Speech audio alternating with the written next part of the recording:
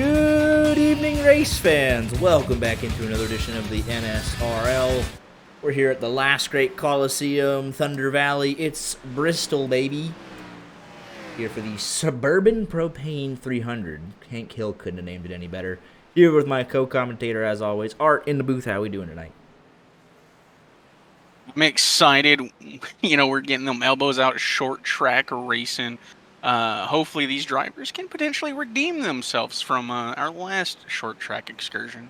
Do we consider Rockingham a short track excursion? Because that was a fairly decent race. But if you're talking about Martinsville, specifically Martinsville, I'm talking about Martinsville. They wrecked in the background there as we were doing race info, so that's not a great sign.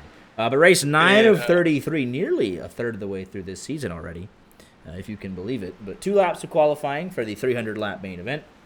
Stage 1 at the end of lap 85, stage 2 at the end of lap 170. 3 green-white checkers, 4 total tire sets, 3 sets to change, 1 to start. You'll run anywhere from 140 to 150 laps, 0 fast repairs. But hopefully, you know, it's Bristol. You're going to be beating and banging. Cars aren't going to look pristine. They shouldn't, as long as it's not terminal. You won't need it that bad. But let's go ahead and get right into qualifying. And we had 37 right at the start. So we're right on the edge of the DNQ or not. Let's see who the first man through will be. Looking like Keith Black in the 87. Might be one of the first ones to start a lap. Chris Claude as well. Let's go on board.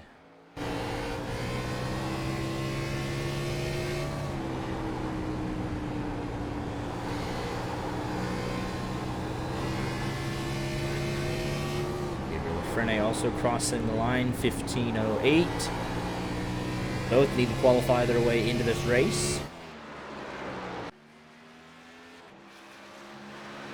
Time's coming in hot and heavy here, obviously, at Bristol.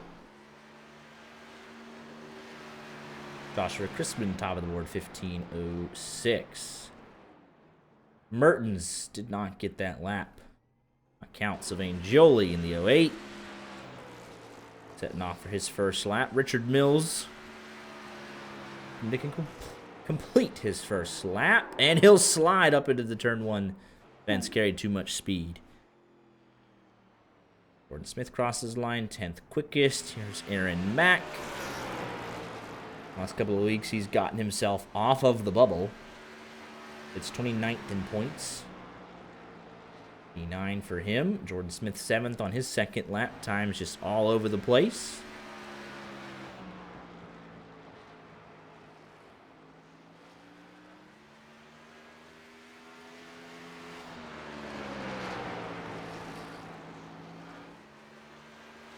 No time to rest here. Minto first lap completed. Good enough for P8. Still all chasing Joshua Chrisman in the 5 machine.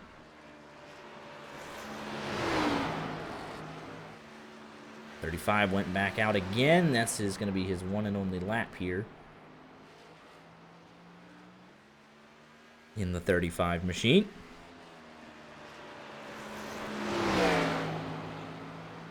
So he's able to keep it wrapped on the bottom. We'll see where he ends up. He's got one crack at it. P15. So Lindgren goes P17 on his first lap. A lot of guys electing to not. They're going to leave this late. Half the field still not even on pit road yet.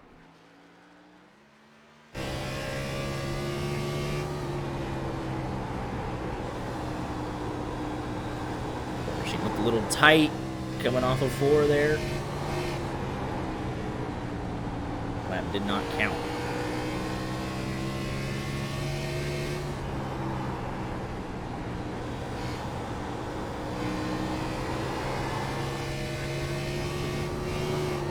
Second lap, good enough, P17.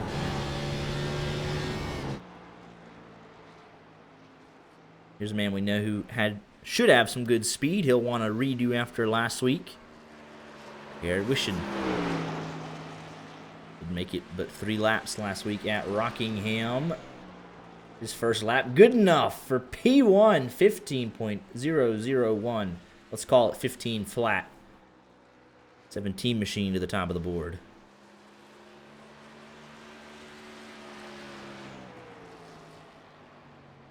No improvement on the second.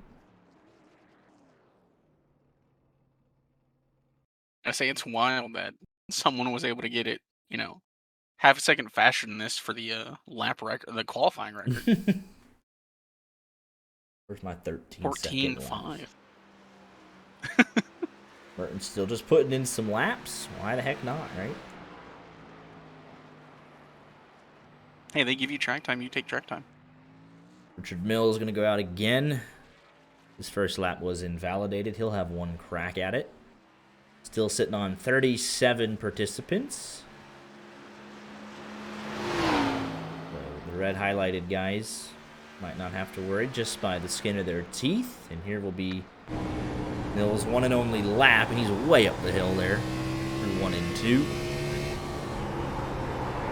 Oh, and he's loose here, and he'll get the 0x there, so his laps will not count.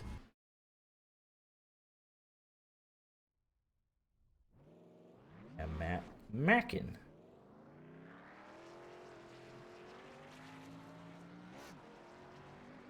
Gonna go out for a lap here, halfway through this qualifying session.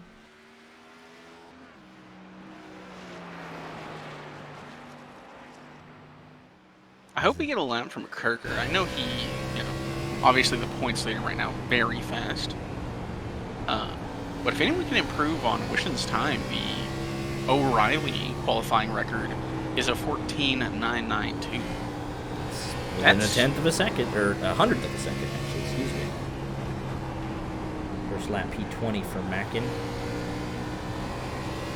And you can tell kind of early on who's going to be able to have somewhat speed here, because if they're able to just wrap the bottom, it'll get them somewhere. Second lap, 17th quickest. We got a debut tonight. Jake Miller in the 45 machine. He's got Team Conti on the side, so they're pretty well known. And let's see if that carries any speed with it. Yeah, it does.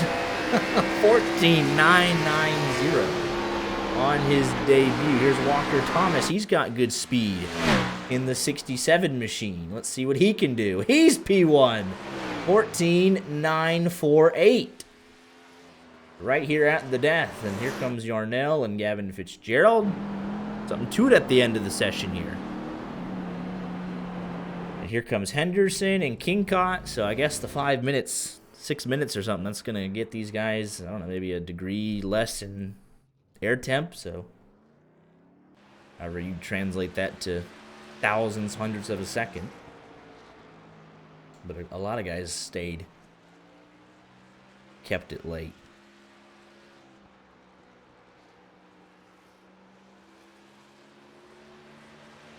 Looks nice and tidy there off of 4 for the 69.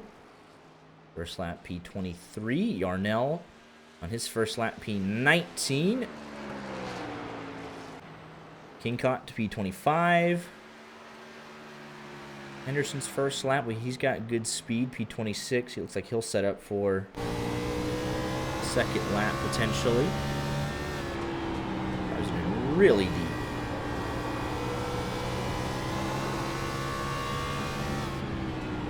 Second lap for Henderson, P21.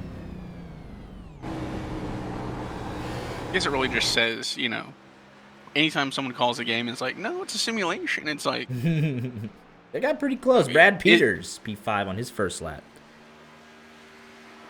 Is Jake Miller better than Kyle Larson? People are asking. Maybe. It's just us, but we're asking. We are people. It's a dumb question, but I'll ask it. Not a whole lot of improvement on the second laps here so far tonight. 37 drivers with 2 minutes to go. So looks like we won't send anybody home. That's good. Jackson Sims. First lap, P4.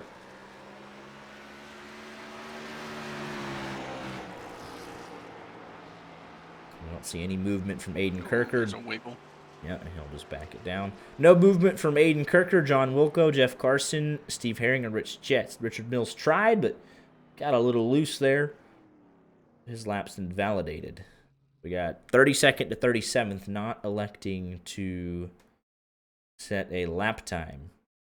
Oh. As I say that, here we go. Time to beat a 14.948. We'll ride on board with him. Left it to the last possible second, but 30 seconds, you got time for both laps.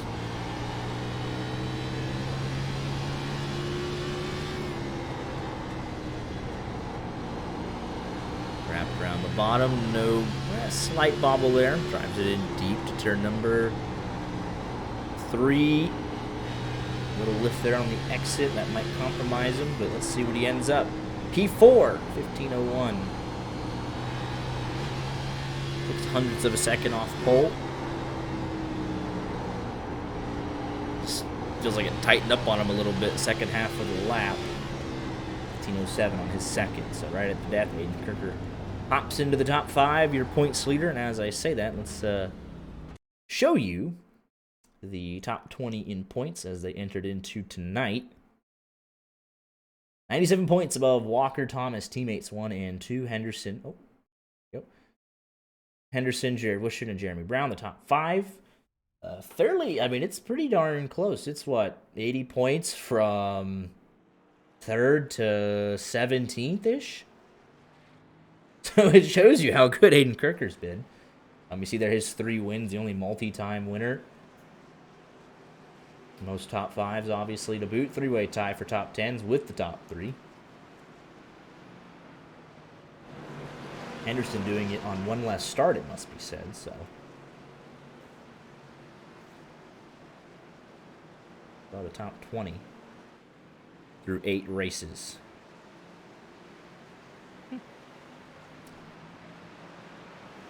Personal favorite of mine, it is now time for the scrolling grid. With Jake Miller, his debut. Alongside Walker Thomas, the front row. I meant to bring this up sooner. We need to find the link people need to submit a picture. Yeah, we could do that now. That we actually have things that use it. Jackson Sims rounds out your top 5. Joshua Christman, 2 top 10 starts in his 2 first starts of this season. Brad Peters, Gabriel Lafrene, row number 4. Rounding out the top 10, Claude Furlan, Brett Bennett. Him in the 90.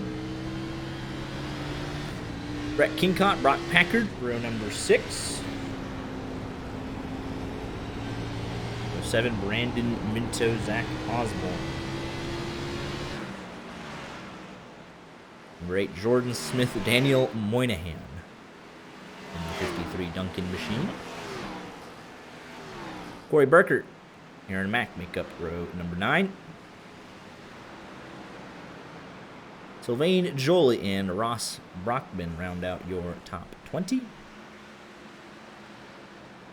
Mike McConville, P21, uncharacteristic of him, alongside Ron Fitting in the 3 machine. Josh Mertens, Elliot Henderson, row 12. Henderson are going to have to do some work through the field as well. Yarnell and Matt Mackin make up row lucky number 13, 25, and 26th position. Gavin Fitzgerald, Keith Black. Row 14. Donovan Boruff, Zach Lindgren will also have some progress to do through the field with his haunting picture yet again. Ethan Ball, Chris Claude. Balco looking for a rebound after last week at Rockingham, row number 16. Jeff Carson and Rich Jett deep into our non-qualifiers now, row 17. John Wilco and Steve Herring, row number 18. And Richard Mills will bring it home in P37 all on his lonesome in row number 19. For tonight's starting grid for the Suburban Propane 300.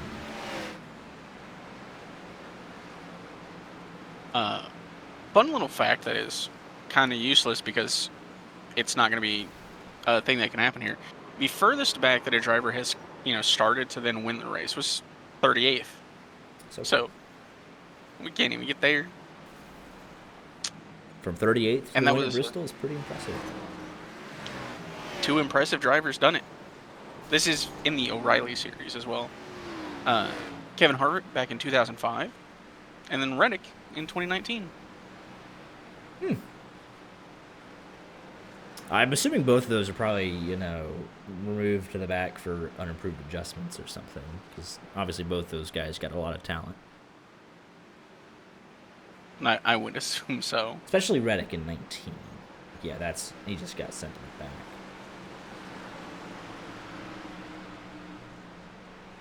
Darrell Waltrip, I think they have the Waltrip grandstand here? Famously did so well here for so many years. I believe he has 12 wins. For the O'Reilly series, it's Kyle Busch with 9. I remember the first weekend he got the triple header here, right? I think that he was the first one to ever do it. Yeah, when he started the sweeps. Yeah. Now that's, he's very polarizing. People started liking him a little bit better when he went to Chevy, but when he was going for the sweeps in the early 2000s, it was not well liked. But you have to admit, very impressive to sweep a whole weekend. Oh, yeah. That's just impressive. Just dedication to being in the car that much. It's actually quite insane. True. I think it's fair to say that Kyle Busch is kind of a psychopath, but yeah. Hey, like just for the love of the game. Yeah. Take a look at the practice results real quick while we got some last-minute time from the warm-up. It's Brett Bennett, Elliott Henderson, Walker Thomas. Whether that just be them, they picked up from practice. So I don't know if that's, it's hard to say, right? Because, there's no draft here. They got draft in practice. That's a lap time that they set. But then they went even quicker in qualifying. So it's like, is that the qualifying setup? Maybe not, maybe so. But they picked up about nearly a tenth, at least in the case of our pole sitter.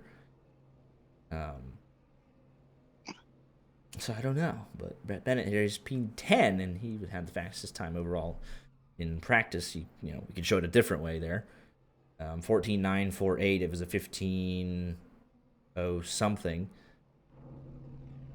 Jake Miller. I'm assuming he's on a team, but didn't have time to find out which one. Those are the qualifying results. So they definitely picked up from practice. Only 2 guys in the 14s. So we'll see if they kind of run away with this thing or not.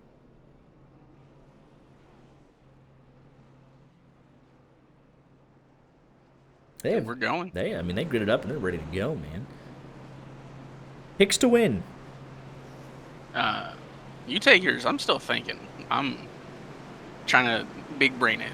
Give me Joshua Crispin. I think he had really good speed last week, involved in an unfortunate incident, and I think he'll recoup. He'll get it done from P6.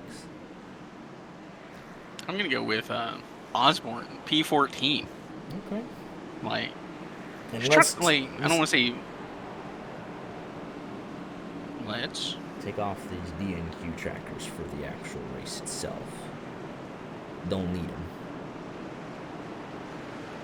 Everybody made the show, just barely, but they did all make the show. 37 out of 38. Pretty close to the real life O'Reilly series. Yeah, 76. Aiden Kirker, always a good pick. He's kind of the win. It's him versus the field for a little bit there, but he's got tons of challengers, I feel like, so far through the O'Reilly series. And it's a short track. They're going to catch a lot of lap traffic, and here we go. We're about to find out. They're ready to start for that outside line. Got him checked up there. Blinking out a little bit further back through the field. That probably had something to do with it, but clear through the lead is Jake Miller, side by side for P2. Nathan Yarnell started from pit lane. Probably not a bad place to start from. Here he's got the EHG on the back of the car, so him and Elliott Henderson obviously have a connection. The race leader and Henderson.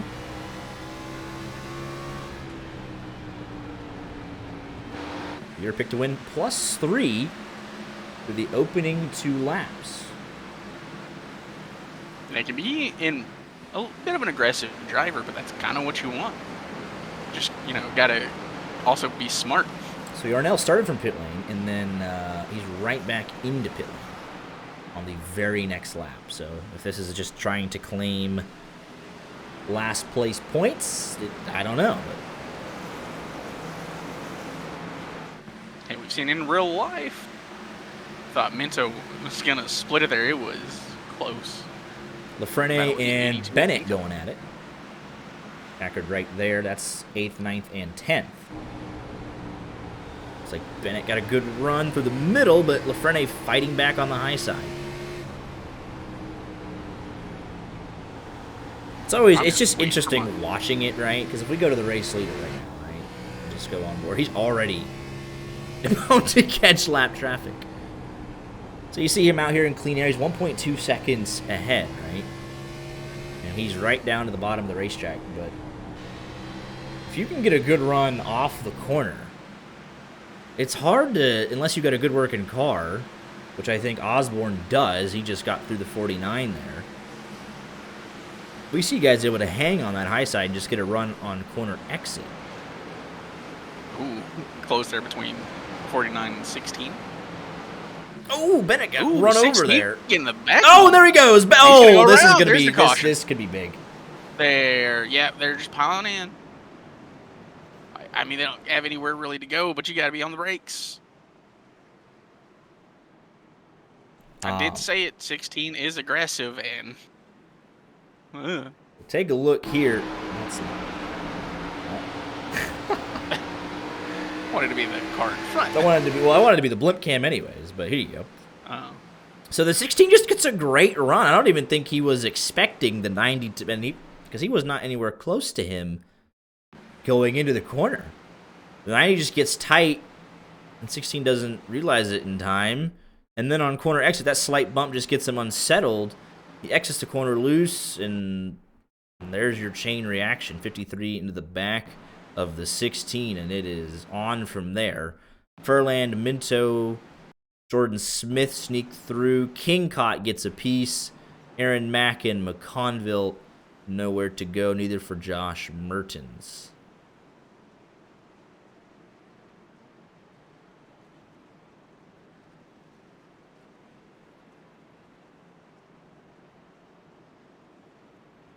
And already there is your race leaders. So poor 16 just kind of stuck there. I believe he's going to be stuck a lap down. Yeah, he did get lapped there as leaders went on by. So tough break for the 16 machine. It's my fault, but...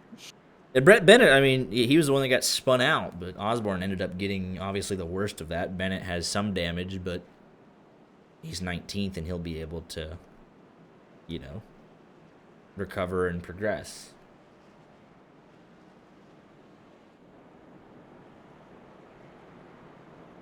I think Nathan Yarnell appreciated that because he was, you know, a handful of laps down early. New feature this week. Where'd it go? Let's do this. Let's see if it works. Yes, it does. Ooh. We have a progress bar. Just a different way to show things. Yeah. You can see our first caution there. We also have it kind of like this. Bring up the race analysis. Race recap, rather. Or maybe not. I thought we had it. I guess not. But we have it in the... We're supposed to have it in both. No problem. I'm glad it tracks the number of caution laps, though. Because I know the record. Here we go. Back for the restart. Another good jump from that 45 machine. We're back underway. There was another checkup, but this time the inside line. Mission actually got the better of the 67 on that restart, but a great run on corner exit. He is not clear. I've just realized Osborne is done for the night. There you go. Trapped Has called a it. handful of laps down, heavily damaged. It's within, like, 20 laps. Can I make a new pick point? That's a tough jinx right there. But yeah, you can tell early 67's got a good car. Able to wrap the bottom. Get that momentum on the low side of the racetrack. That's impressive. Look a little bit further back.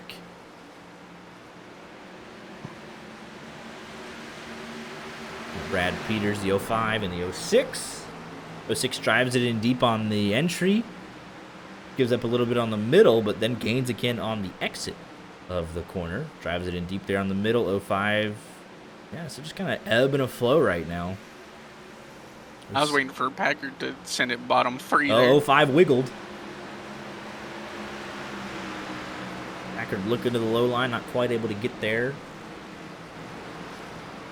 Gavin Fitzgerald, we got number inverses going at it, 96-69 side by side. A little bit further back, we have a group of non-qualifiers going at it a little bit. Oh, caution, front stretch. Oh, that's Brad Peters. I think Minto with a blown motor. Smoke popping out from the 12 machine meatball flag displayed in our alerts. Minto's night done. Big damage there to the front of the 05. And this starts with him and Packard. Let's take a look. They got going forward really fast. Like, Man. Packard again looking to that low line. Gasses it up. Clips the 05. And nowhere. Man. Nowhere for him to go. Nice work there from Corey Burkert, Jordan Smith to not make it a bigger deal. Same with Sylvain Jolie. Yeah, Packard just throttles up there. Maybe comes up a smidge. And there's not a lot of room to go. Moynihan's going to get a piece of this. And poor Minto, nowhere to go. Let's go on board with the 12 machine. See how quick this develops.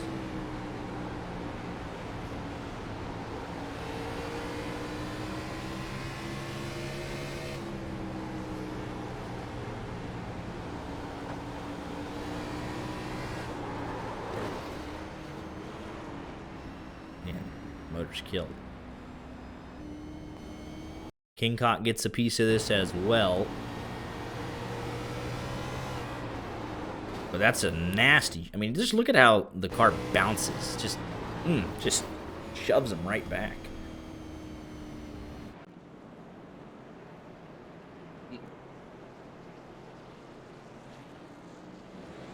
Top 6, all unchanged, though, after the...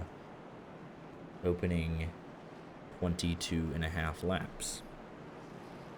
2 cautions in those 22 laps. We're averaging them every 11. So I said I know the the modern era record for caution laps, and if we get anywhere near it, I assume this is the Cup Series. It's 137 caution laps. And they did that in the 2025 Bristol night race. Oh, jeez. So...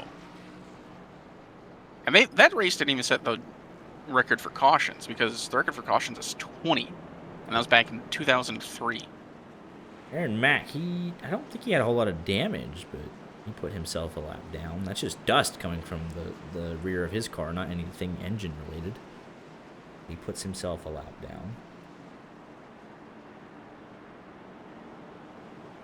Max, do you think you could guess the record for fewest cautions? There's been a couple that have gone flag to flag. One was at Talladega, oddly enough, way back in the day. I don't remember the year. 1983. Fewest for Bristol was 0 in 1971. That's super impressive. I just think they didn't throw the flag. Like, I would have to assume. Another good launch for the 45. We got poor Minto smoking there on pit road, you can see. Man. I know Jake Miller is not happy about the cautions. He spoke up in the race chat during the first one, talking about his lead being gone. It's been gone twice. Yeah, you'll continue to see Minto smoke there on pit road. So about Packard though, I know he was involved in that most recent caution, but he's +6. So let's kind of get out of the way if you're in front of Brock Packard. Maybe he's got some good speed. Also on the move, Elliott Henderson and Gavin Fitzgerald plus 10 and 11 respectively. Lindgren plus 13 here. They said he would have work to do, and he's done that. Jolie on the outside wall. Ethan Ball also up 13. So this group right here, a bunch of big movers right here in this mix. Ross Brockman. Got a fight there on the low side. Keith Black plus 8. Donovan Boruff plus 7. And these guys obviously did not qualify, so...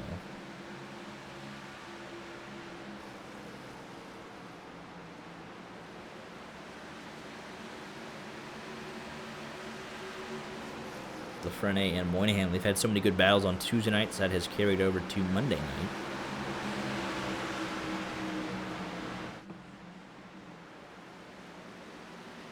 This is kind of what the 95 having a moment here.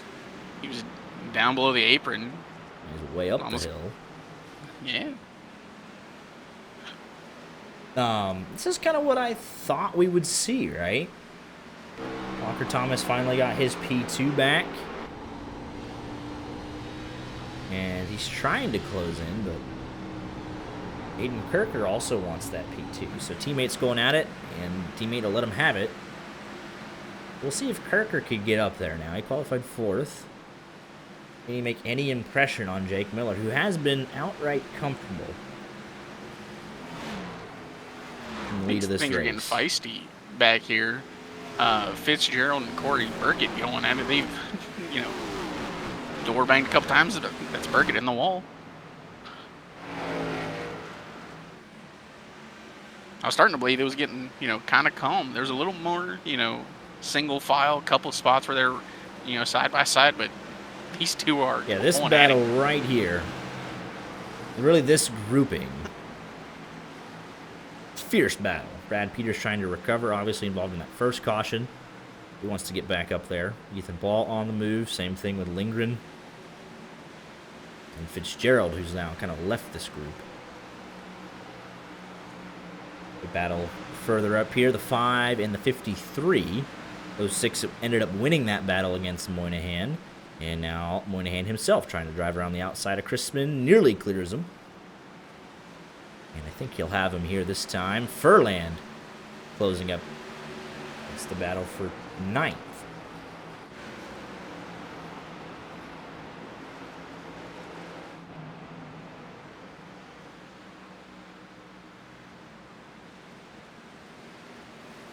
A bunch of good battles here. Pressure for P3 here.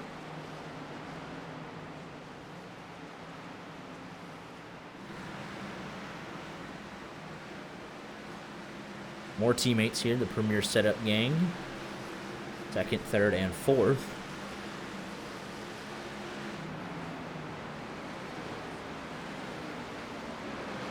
I have to wonder how hard Thomas will fight it before letting Sims and Packard and Lafreniere into the battle. Packard all over the back bumper of Jackson Sims, and there you go. Wish it on through. Great run for Packard. Doesn't peek the nose in this time.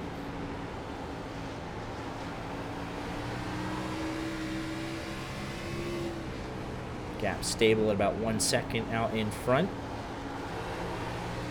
Packard driving that thing hard. Look at this mess. You've got a lot of cars nose to tail. So if anyone has a bobble, you get pretty bad pretty quick.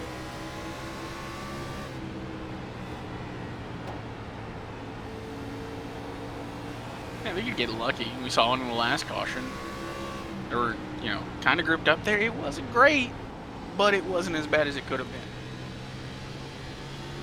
Brad Peters does get around Brockman there. That's P16 for the 05 as he tries to begin his climb back up through the field. Take a look here. Obviously, that second caution took him out of the top 10. Got major damage on the back bumper of that 05. When we finally have Jake Miller getting through lap traffic. He's been, right there in, he could see him. But the caution always came out before he got to him, but he's officially put someone a lap down under green. And that'd be Brett Kingcott and Chris Quad. Next up is Steve Herring there in the 98. I believe Kingcott was already a lap down because he's in front of Jake Miller. Interesting. So it must have been. Oh, we've got a caution. Richard Mills is around there to the inside along with Matt Mackin. Let's take a look here.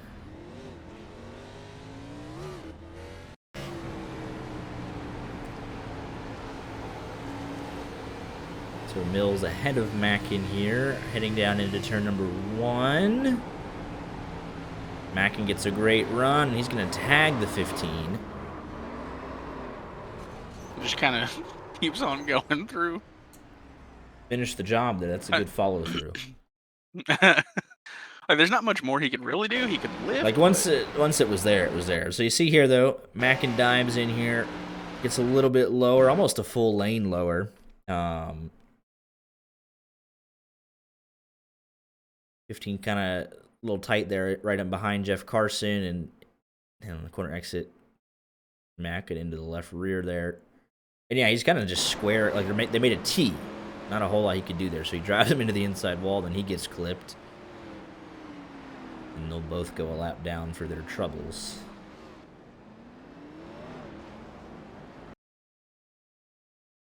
Man, Mackin actually towing to pit road there. Mackin already out the car. All right, there you go. So race of attrition starting early here. We've lost Zach Osborne, Brandon Minto, and Matt Mackin. So from 37 to 34. 3 spots for Aaron Mack and Yarnell, who started from pit road. It's almost 1 for every 10 laps we've run. Pretty much, yeah. Nobody at the front, obviously, coming into pit, but 25th on back, and those that have been involved have obviously stopped.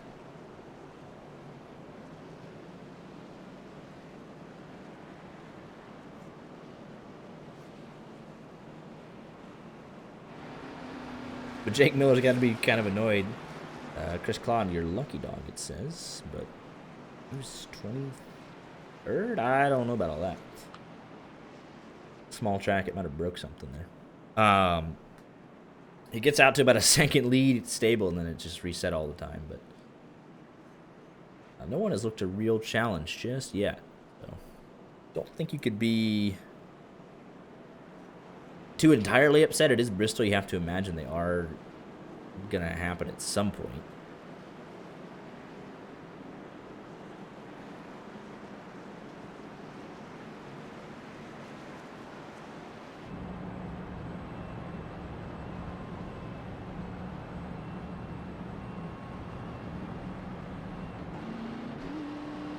He has led all 49 laps. Will be 50 at the line here. And we've seen some good racing. We just get that caution every 10, 15 laps or so.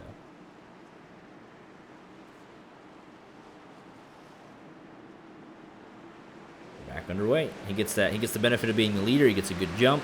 It's clear to kind of just set off here. But Aiden Kirker is now directly behind, so we'll see if he can stick with it.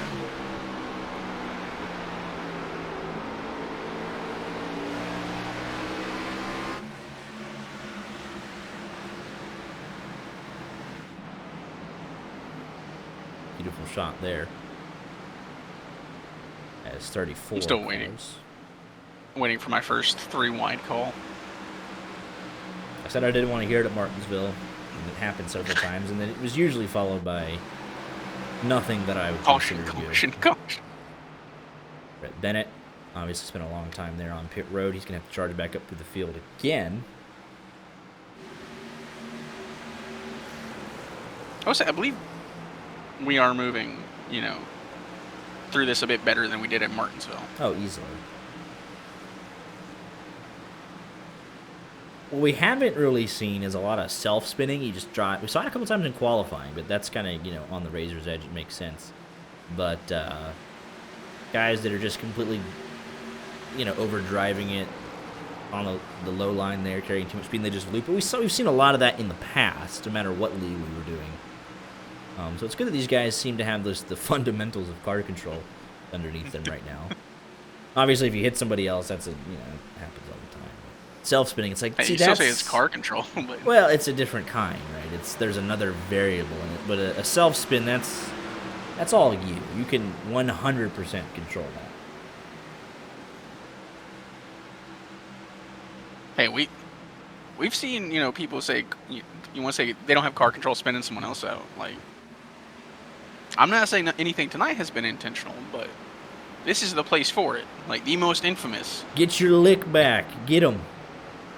You got any beef for the first 8, you settle it right. Well, really, you should have settled it at Martinsville. Martinsville's even better, right? Yeah, but this one's, the Coliseum, the last great Coliseum. Martinsville's about hot dogs, not about revenge. That's such a weird thing. The Martinsville hot dog. We gotta go one time. Try them. Yeah. Mike McConville, he's just down here outside the top 20 on pure pace. Take a look at the timeline chart. Has not made much of an impression. Started 16th, started 21st actually. Worked his way up to 16th by the first caution. And someone wants to crank it up. All right, there you go. Got the Crank It Up redemption here live on YJ Media.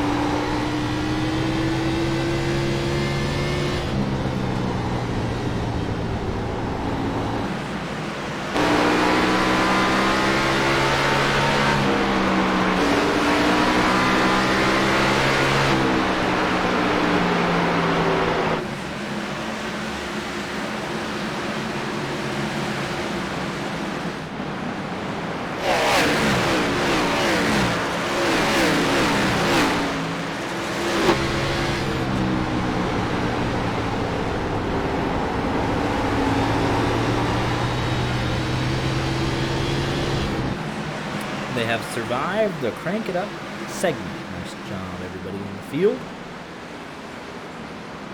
Right around top 10. Moynihan in the fence. He'll lose 1 spot, probably 2. Maybe even 3. Almost 3 wide. Do you call that 3 wide? I don't know. That was close.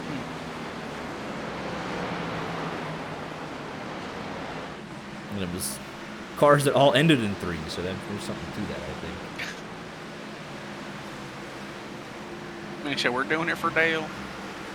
3 cars ending in 3, almost got 3 wide in turn 3. Something, I don't know. There you go. But this is where the battles are at, right here. Just inside and outside of the top 10. Gap again up to about a second between your race leaders.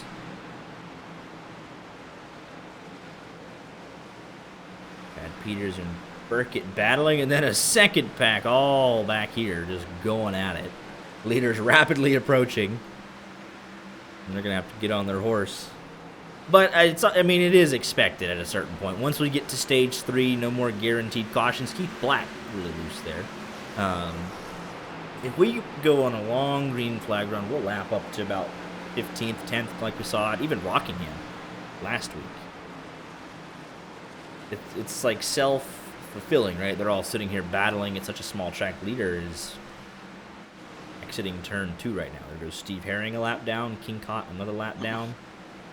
Ethan Ball's shredding the wall right now. Listen, I get it. Because the leaders get there and you're like, well, I really don't want to mess the leaders up, but, I don't want to get run over or anything. So it's just like, I guess I'll go with the way top and stay out of the way. Not doing him any favors, though. Peters. Riding the fence there as well. He's still got big damage on the rear end of that. 82 machine in the wall now. Caught. Packard trying to hold off with Frene. He's moved up a couple of spots.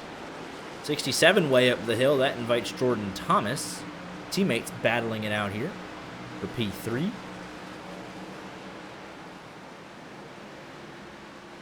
67 with the run off, but Wishin not going away. Jake Miller 1.5 seconds clear while working through traffic a little bit. The last I would be terrified if I was him. If you look at his onboard, we're just gonna stay here for a bit. However, I think he's gonna manage this with 7 laps to go in the stage. You almost have to, because look at that mess. You don't want to go. Oh no, we've got a caution. We got a caution. Put it out, Corey Burkett. We got a caution. Oh, easy, easy. Get going before the leader gets you. There you go. Well executed for him. Corey Burkett. Let's take a look at what happened here. Got Joshua Chrisman to his inside. Ethan Ball to the outside. Gap car. See, I don't know. I don't know that there was a... Oh, poor Ethan Ball. Innocent bystander. Ball might have gotten the worst of that. Oh, my goodness.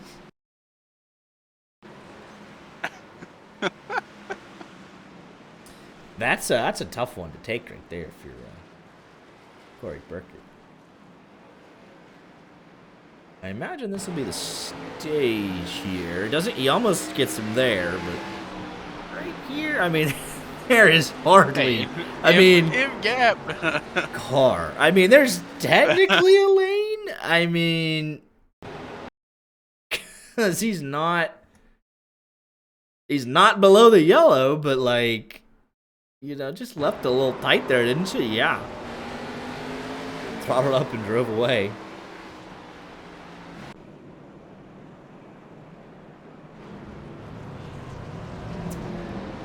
Still not a concern. It might be able to stretch it to stage 2 if it wanted to.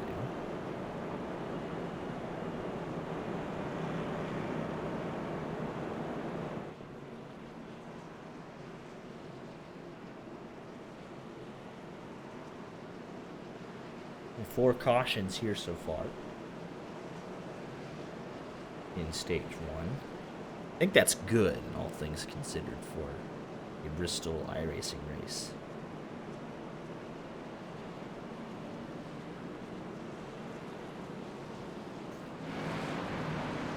Comparing with the supposed lucky dog, we'll see if that's right or not. Well, no, it says he's 20th. I don't think so. Don't think so.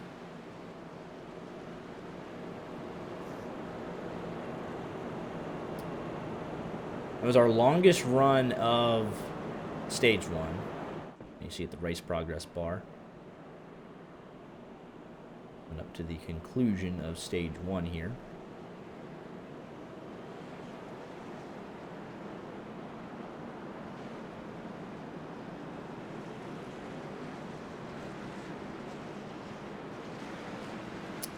Must be said, Jake Miller did treat that as the stage, so while everything else was going on, Jake Miller came in. Let's take a look at his pit stop, see what he elected to do.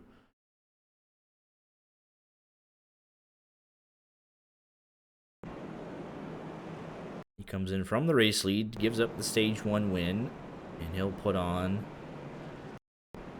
what is 4 Goodyear tires, and he'll come out. I think he left pit. Yeah, I don't know. Either way, we're back racing. That's going to gift Aiden Kirker stage 1 win by all accounts. Trying to drive through pit road twice. And they put him a lap down. Where are the cautions going to come out? Next lap? This lap here, right at the end of it. So they're going to fight for a lot of it. Aiden Kirker is going to get it done. We go back here to Gavin Fitzgerald trying to hold on. He's going to have the run off, and he'll take it. Zach Lindgren, though, take a look at this. Plus 25.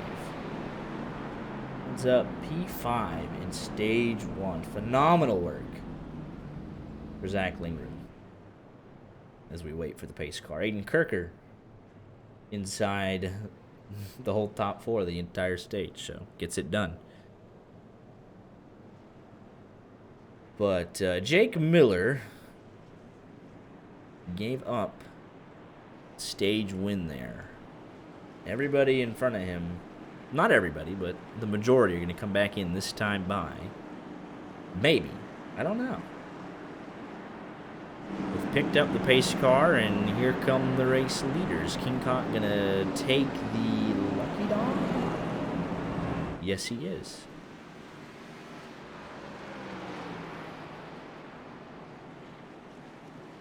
So Ethan Ball will stay out. Jackson Sims took tires at lap 80.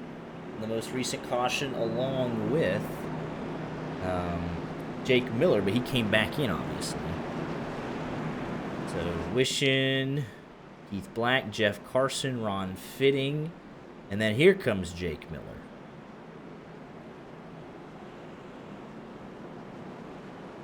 These guys have to come all the way around. Some of them do. The dual pit roads I will literally never understand, so.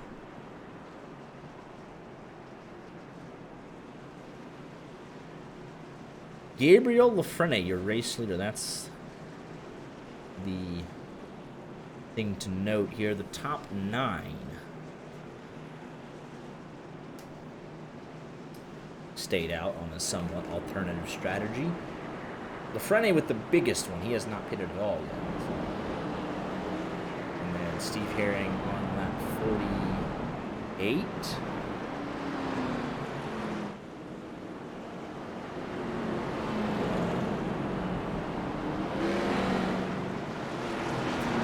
Jake Miller in a bit of traffic. Kirker in a bit of traffic along with Thomas.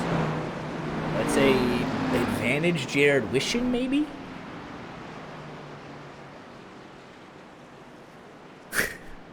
Hello, fighter. How you doing? Too busy moderating the chat.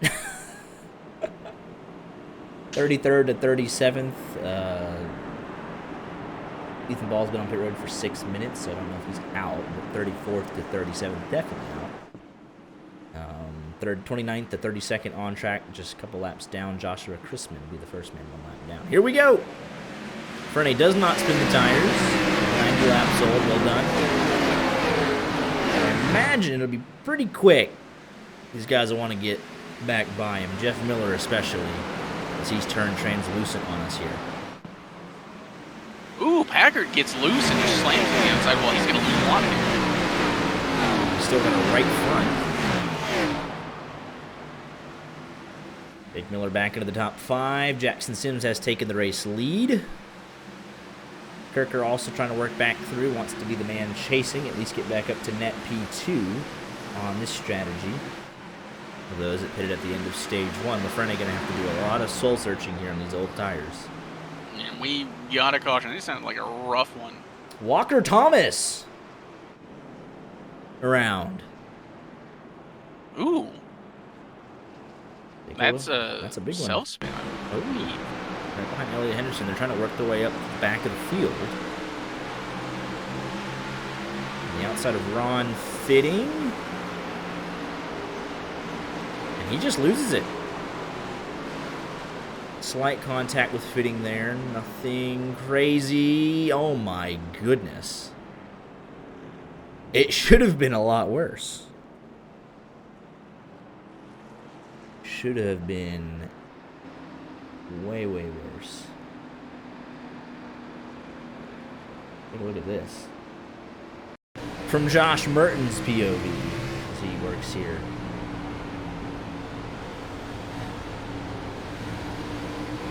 Off of 1 and 2.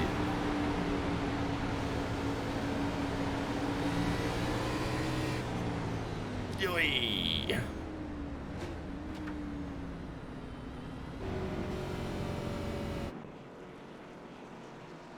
Not what you want to see.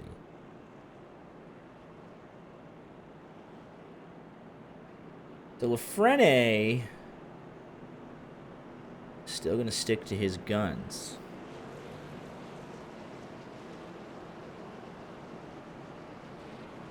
He's got 3 sets of tires still in his back pocket.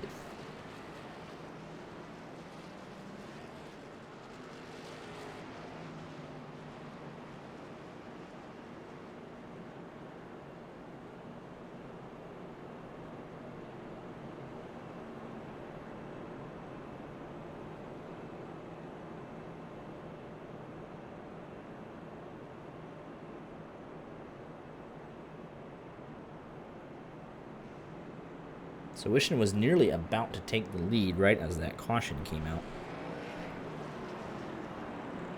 No dice.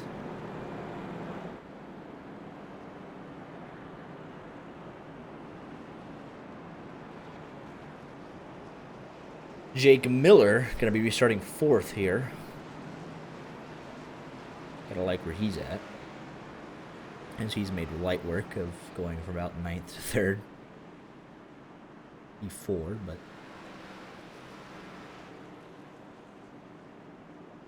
.28 cars on the lead lap. Also, Chrisman, the first man, a lap down. And then he's a lap ahead of King Cott, who's a couple laps ahead of Yarnell and Aaron Mack, respectively, as Aaron Mack's also translucent. Here we go.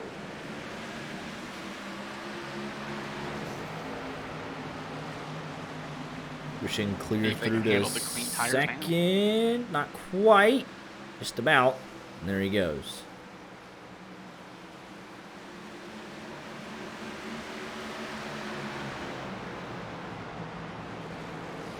You got guys, Keith Black up here. He's using the alternate strategy. Came at the end of lap 80. He's fighting. P7. Jeff Carson, P8. Kind of turned up this running order a little bit. Jordan Smith nearly gave the bumper to Lindgren right there.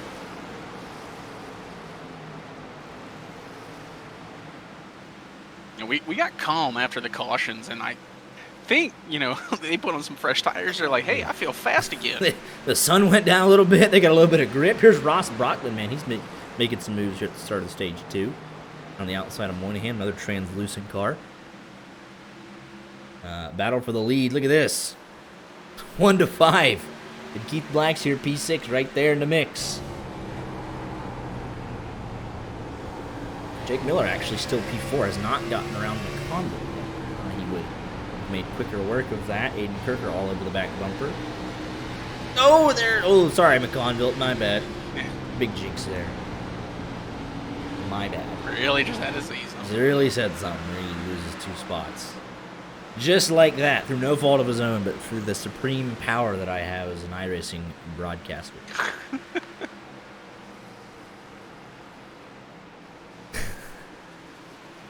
Jake Miller putting the pressure to the back of the 17, said if you're not going to get it done, then I got to get around you, and then I'll get around the leader myself. Because this is literally nose to tail.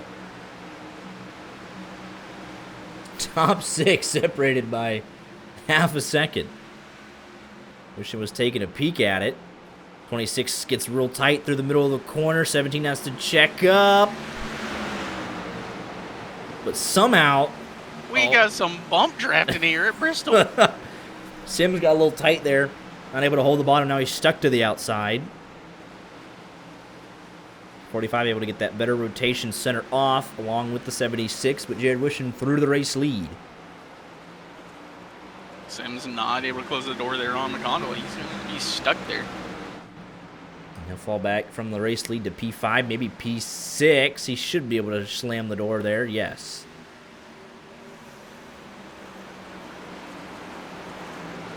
Battles all over the racetrack. Everyone's got grip. They're moving around. Sylvain Jolie, Corey Burkert inside the top 15. And look at all these cars. Here's Walker Thomas trying to come back up through the field. Same thing with Brad Peters. Packard slammed the outside wall. He's got work to do in stage 2, battling all the way to the last car on the lead lap, John Wilco and Chris Claude. A beautiful-looking 62 machine. Wilco's always got the good-looking cars, but he's in the fence there. Las Vegas winner a couple of weeks ago in a thrilling one.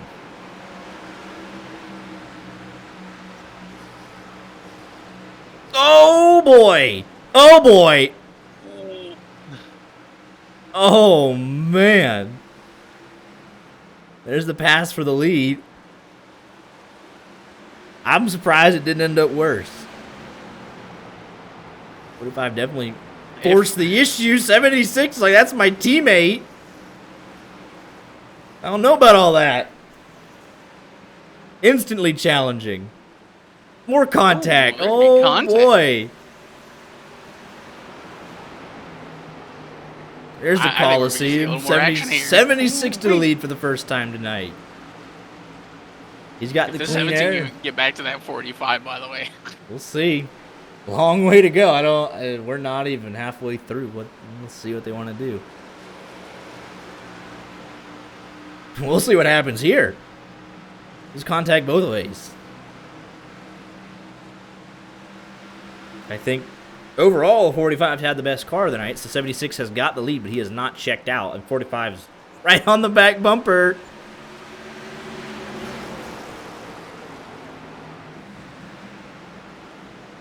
What a fight here. More contact. Oh, here comes 17. Thought he'd have be a little closer there. He's updated the paint scheme, too. I don't know if he was there just for a second, but he's got the 3 winter stickers on the side of the car. That goes pretty. It's pretty cool. There it is, right there. All we gotta do is go on board here. There's the battle for the race lead. 76 clears back down in front. Is he using his tires on that higher line?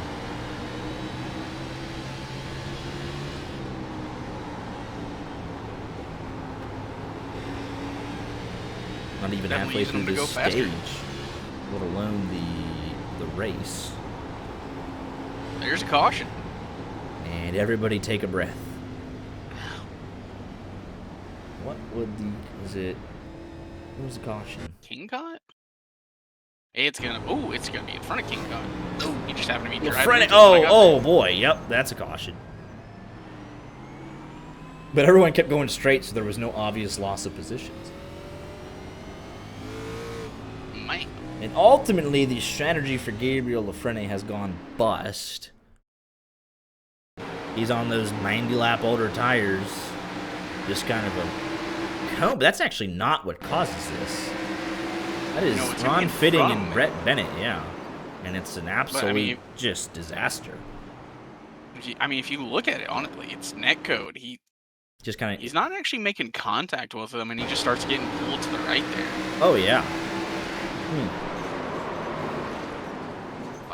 That's tough. That is iRacing things. Right there, that's when he starts getting stuck. And I cannot say, oh, he's clearly going to come up and hit him. Because it's Bristol. I mean, it's supposed to be, they're 3 wide there. Technically, it's a descending 3, but right there, that's close, man.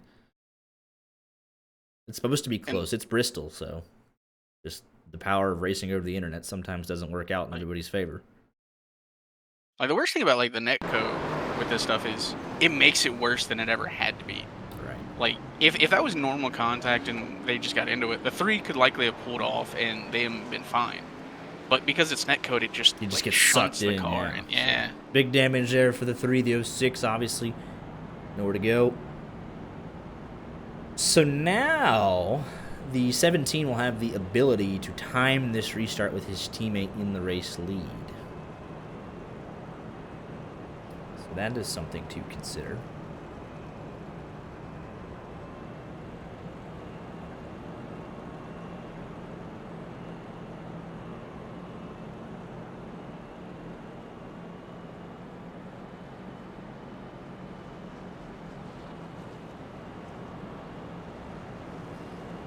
Thought Crispin was the lucky dog,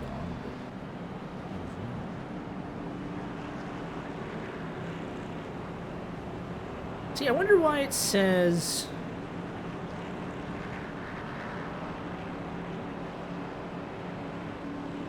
EOL there. Potentially a pit road penalty. Apparently, according to Jake Miller, Chevy nose cuts air at different Bristol Pro Strats. Walker Thomas apologized for that self-spin earlier. Yarnell with a great comment. First time losing the lead because of a caution.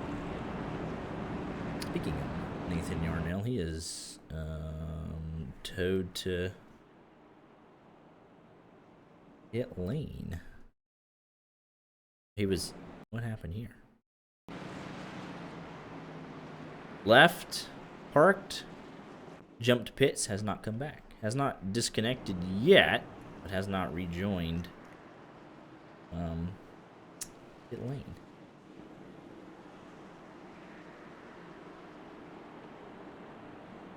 Eventually another one, 32nd to 37th. Aaron Matt Kingcott fitting. Packard. This one's still digging. Let's see if these guys can time this restart. Wow. That's impressive. 45. One time to restart, and it was not the 17. Wow. What a launch for the 45. Can I just give a shout out to Audie Yost, who manually subscribed? I want to give a shout out. That's pretty darn cool. We haven't had that.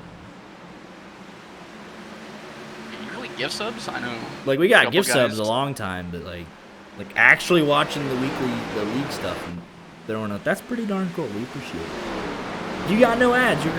You don't even got side by side. You're just no commercials to the end. Yeah, until we get a sponsorship, and then we can start. If you know anybody. In broadcast commercials. Yeah. We've had them before. Nothing to run out of. Oh, yeah. Forgot about that. What a launch there from Jake Miller. My goodness. All that to say that we do appreciate it. Thank you.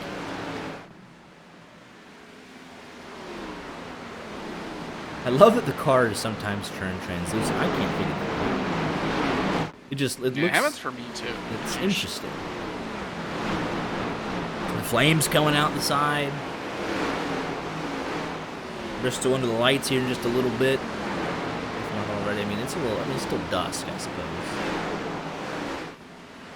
Henderson into the top 6. He's up 18 spots. Lindgren, he was as high as 5th from 30th. He's out here battling away. Gavin Fitzgerald might have pitted into that most recent caution. We'll see if he's able to make any headway.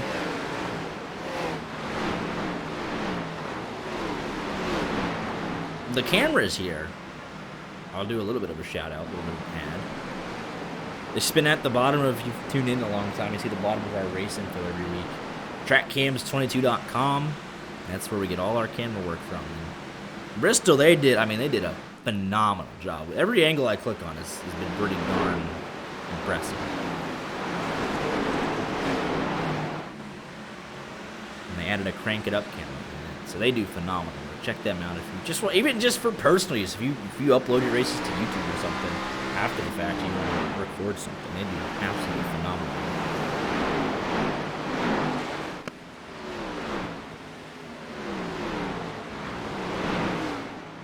It appears that all Mike McConville needed was track position as Keith Black's coming in under green. This will be not good, and they're just going to tow. I believe that is a, I'm out of here. Something has popped up, obviously. I don't know, but he was inside the top 20, but just kind of drove down to the inside there and rode the pit lane, so.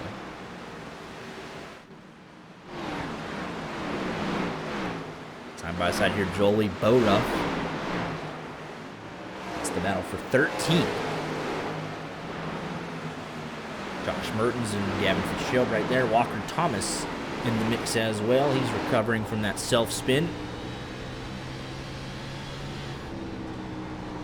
Even behind that, Jeff Carson, Brad Peters, Brett Bennett, LaFrene all trying to recover from different incidents. On board with Steve Herring, though. He has rebounded a bit here in stage 2.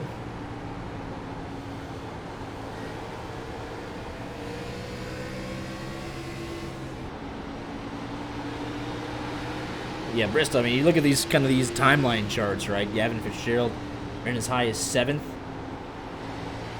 right after the conclusion of stage 1, and then instantly involved in an incident here. Nice move here on Boruff to the inside. Nice work there, getting a good run. Side by side on the exit.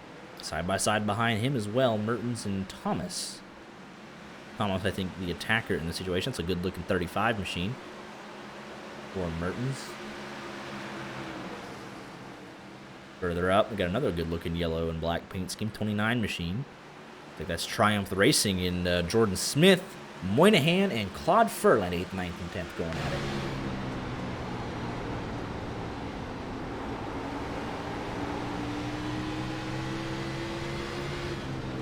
So it's been, you know, Moynihan looks a little tight there. He'll lose the spot to the 29. He'll lose the spot to Furlan.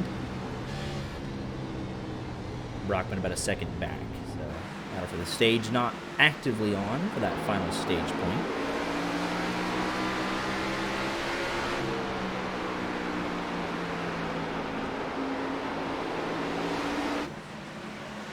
We'll have 30 laps to stage, but it'll be here in no time.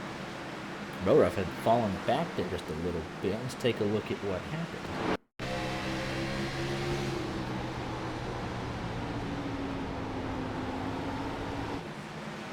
He was ahead of this group, but then he loses, it's like 3 or 4 spots here. He just gets way tight. Loses a whole host of spots.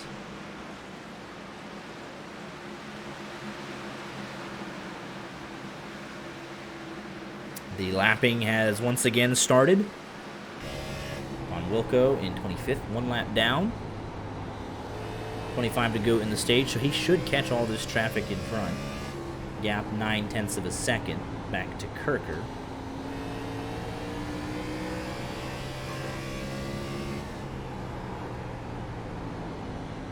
There's Brad Peters up against the fence. Looks like he's still got that damage on the rear end that hasn't been able to get fixed. He's losing a handful of spots here. About to go 1 lap down. They are too wide in front of the leader here, so someone's going to have to yield, or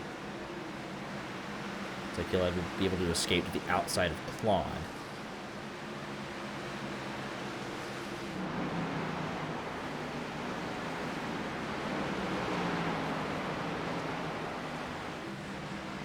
This is where you have to be so careful, though, just dicing your way through traffic. You see me had to go to the outside of Claude, then dart to the inside of Peters. Got 2 more directly in front. These are guys that, if we get to, 20 laps to go on the stage, will inevitably start fighting to stay on that lead lap. Because there's no more guaranteed cautions. So if you're not lucky dog, you're going to be in a bit of trouble here. But he's now lapped up to 21st. Donovan Boruff next up. Depending on how bad it gets with this infighting just outside the top 10, the leader could get up there.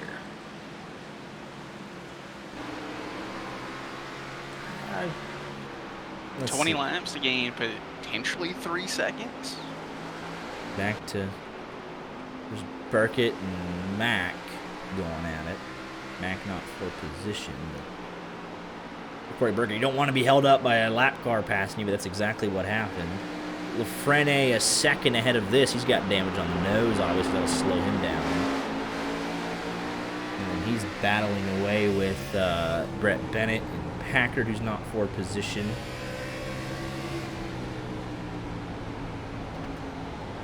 And just like that, Boruff just trying to limp it to the end of the stage. His car refusing to turn. 16 to go here in the stage, and yeah, it looks like he can get up to Fitzgerald, right? 14th. As they battle away, he's going to get Burkett. He should, well, Aaron Mack's already a lap down. A couple laps down. Maybe. Ooh, there's contact between Fitzgerald and the 35 machine. Josh Mertens. That's not going to help their cause, like, at all. If you're... Not that, because obviously 45 has been the class of the field tonight so far. It's like if you're the 95, can you just hold him up for a lap? Don't let him clear up. Can you do anything to make sure that he doesn't go get Brett Bennett? What can you do? Because it's not you're the last car in the lead lap. You are now the car 1 lap down. And you cannot go catch anybody else. So it's like we see it all the time in real life, guys. Fighting a little bit for that. It's also a respect thing though. If you're like, hey, I'm fighting my own race here in 20th. Me getting lap doesn't change that. I'm going to be respectful to the race leader who has, got the pace. So there's 2 cars in between.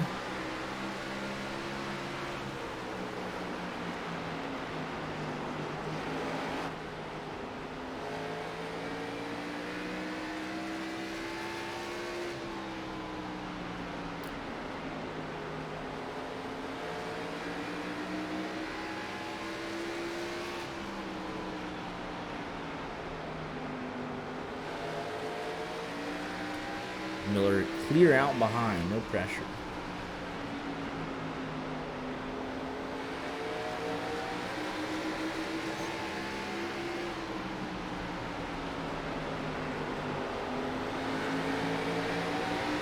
Interesting. I said it was the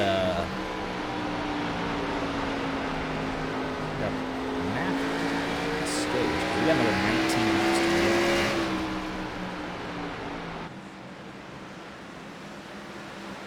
He's caught Aaron McLean.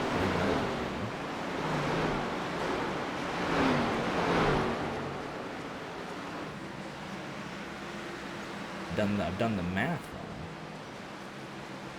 Whoops. Like counting doing math? Yeah, that's tough scenes. You hate to see it. So here we go. Let's update that. And that should fix it. There, 17 to go.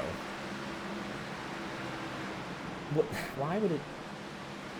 Wait. Is it? It's 170. No, I just read it wrong. That is I read the stage wrong. It was 85. It just didn't look right in my head. All right, I had it right the first time. Yeah, we are. There it is. Wait. Oh, we got a caution, Gavin. No, we got a caution. I'm so lost. There's so much happening. Oh, so that's one way to put yourself a lap down. And if you're Brett Bennett, you said thank you very much. And that should be Corey Burkert back on the lead lap.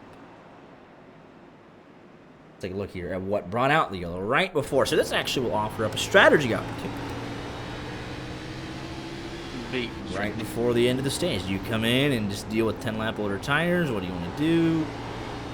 Ooh, that looks like there was contact on board. There was contact. Yes, that was Josh Mertens. Got a good run. It washes up. Tiny bit of net code, but that's one where I'm like, he probably gets him anyways. An unlucky angle for the 69. He's not able to get back going. And the race leader will take advantage of this. This caution is really going to hurt. Who's that? Oh, did everyone come in? No, Kirker. No. Yeah, Kirker's out. So all the 1 lap down cars. Like they were hoping to get to the stage. Everyone comes in for tires and fuel, and they potentially take a free pass, try and get back on the lead lap. Hope for an early caution. Yeah. So now it's just that has gone out the window. Yes. Corey Burkett, I think, got the lucky dog. Did he go all the way around already? He should have. I believe he did. Yes. Like he did. There he goes. Yep. Yeah. Okay. So Burkett was your lucky dog, and he came into pit. Actually, did he get? Was he able to do that? Yes. No, he did not come in. He was just on the apron. Okay. I say there's no way he got the lucky dog here at Bristol and then came in and took tires. So we got the mixed bag again. Lafrene gonna come in. Jake Miller, Wishin, Sims, Mertens, but they'll have the track position to start stage 3. This is almost I think it works out for them for sure. 18 cars on the lead lap. We put a good bit of them down there. We're coming to the green. Packard is just now on pit road, so he might be. I don't know what he's doing. He's now out. He's going to have to get on his horse as they try and get organized at the back.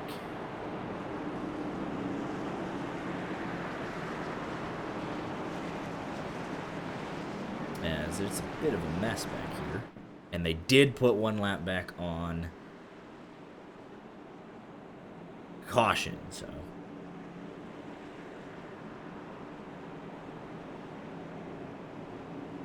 I'm confused at how Lafrene came out ahead of all this.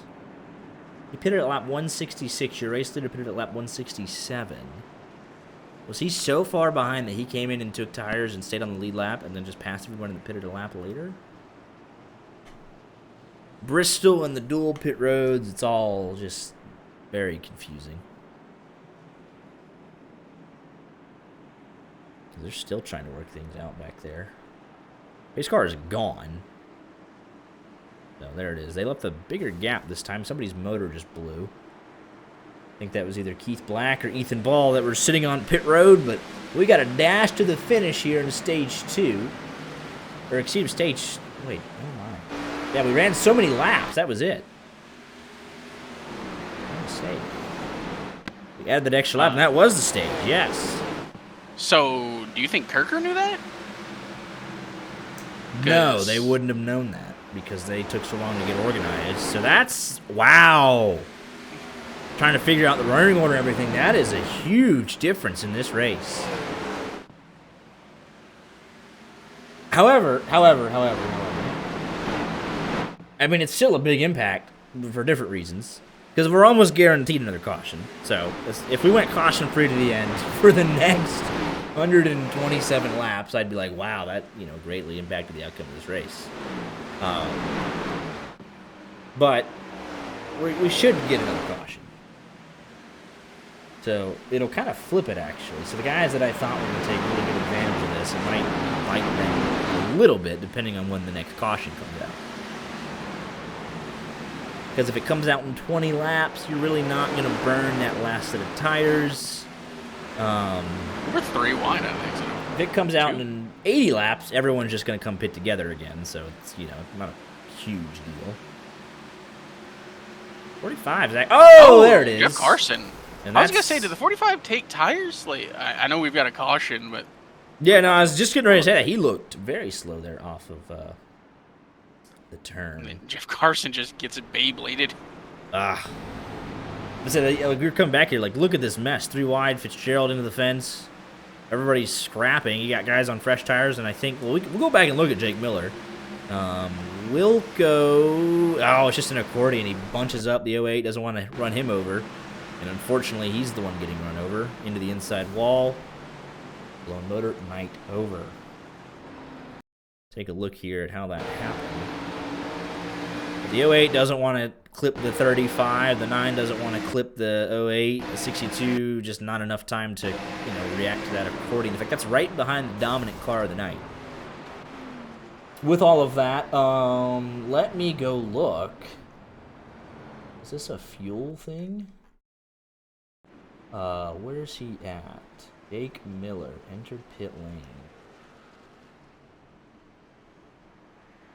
Go all the way back. We're going to see him come down here. All the way around dual pit roads, pit box, pit stall number 1.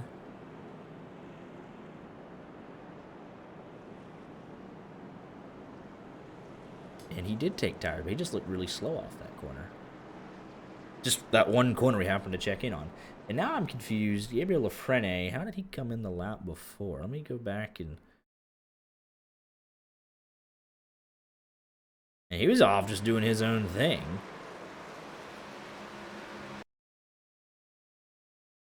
And he's able to just come right in. And he just comes right in. While everyone else is still going around. And he just leaves. So he just got really lucky with the dual pit road configuration. But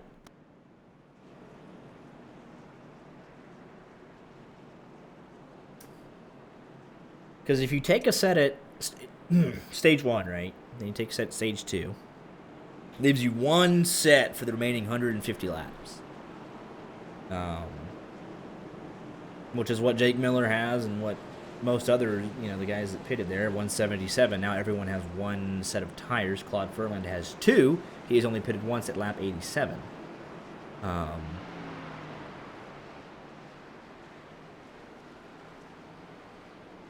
So yeah, I mean it's pretty cut and dry. I mean, but yeah, it just looked really slow off that one corner, but stayed out. It's P5. He should get up to speed here, get going.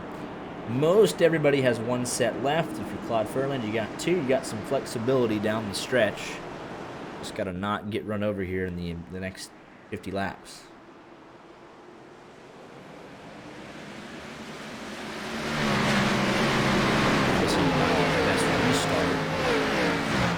It's kind of a survival thing right now, because that's going to kill Kirker temporarily. Brockman right in behind. There's Walker Thomas back to the top 10 after his self-spin.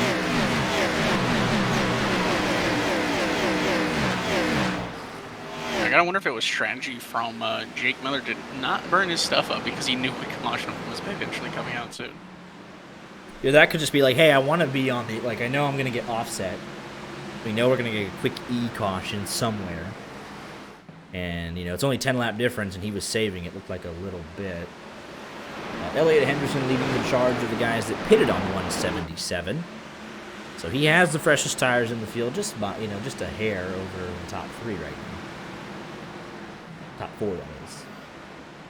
Furland's got to be careful not to get lapped. He'll want the quick caution. Packard and Boruff, Brad Peters fighting for the lucky dog. So it's there's a lot going on. Henderson clear. Conville was completely turned his race around simply by staying out and getting track position. I mean, look at that. He's just mired down there as low as 34th after being involved in our first caution of the night.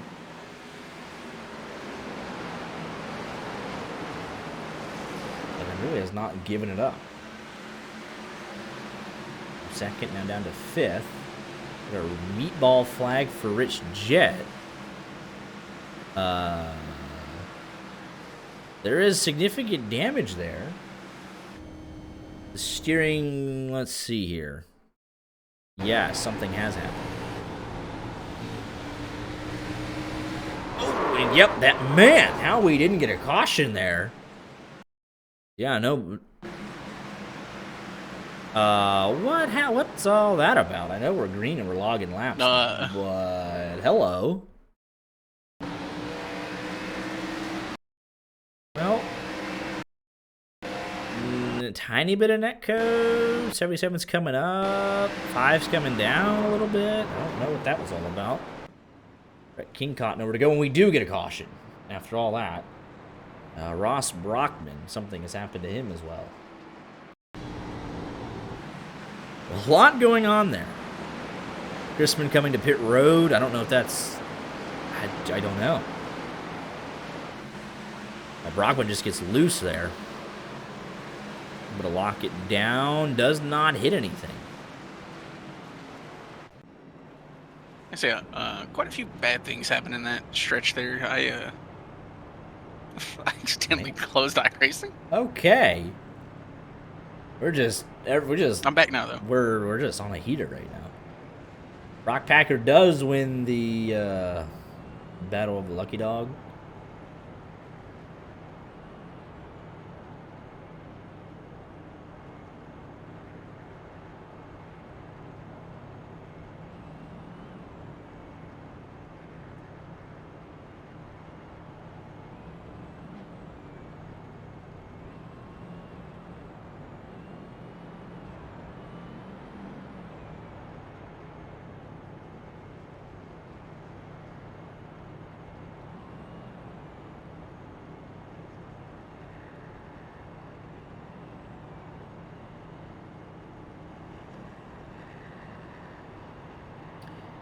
So, I mean, we've kind of shaken up the order here a good bit. 10th caution of the night.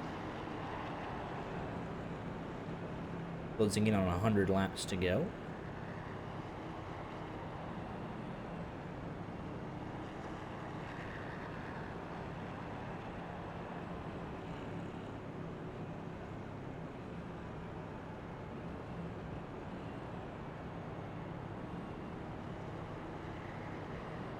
Jared Wishing, your leader. Jake Miller, P2. There's a little bit of history in this. Earlier in the race, 45 moved 17 out of the way just a little bit. Aiden Kirker might have taken offense to that just a hair. Contact between those two a little bit. It'll be the front row of the restart here tonight, so let's see.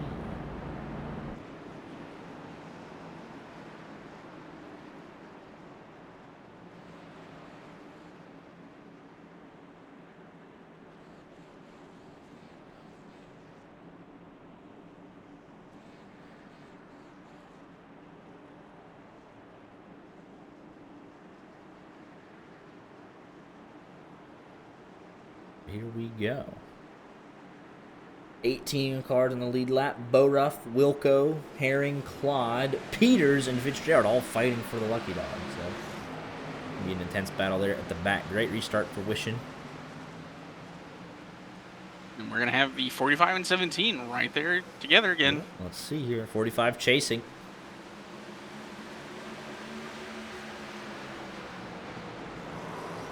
If we don't get a caution, but there's Moynihan in the wall. I heard problems in the back. Corey Burkett right there. That did not sound good. Oh, Corey Burkett just bounced off the outside wall. Oh, wow. Not a whole lot Moynihan could have done there. That was it. And then just like that, it was off. Who won the battle for the lucky dog there? Boruff, it looks like? Yes.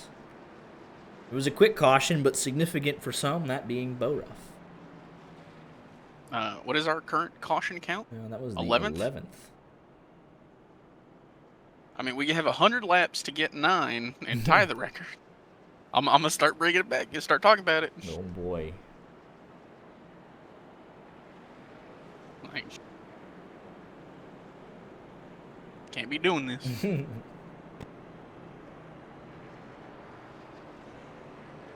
What's our caution lap up to? We have or laps under caution. Yep.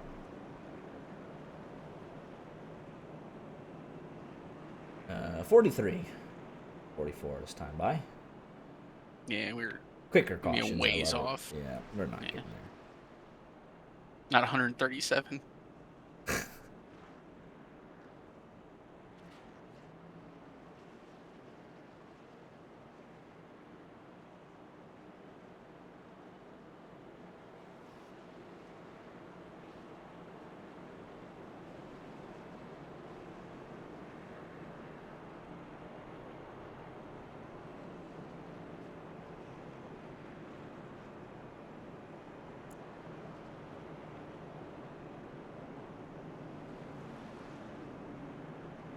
In other sports-related news under this caution, since that has become my thing, was it? I don't know the name of the Dallas WNBA franchise. Is it the Wings? I think so. They took Paige Becker's girlfriend with the first overall pick. What an interesting dynamic there. And yeah, Azzy Fudd. I have no idea how to pronounce that name.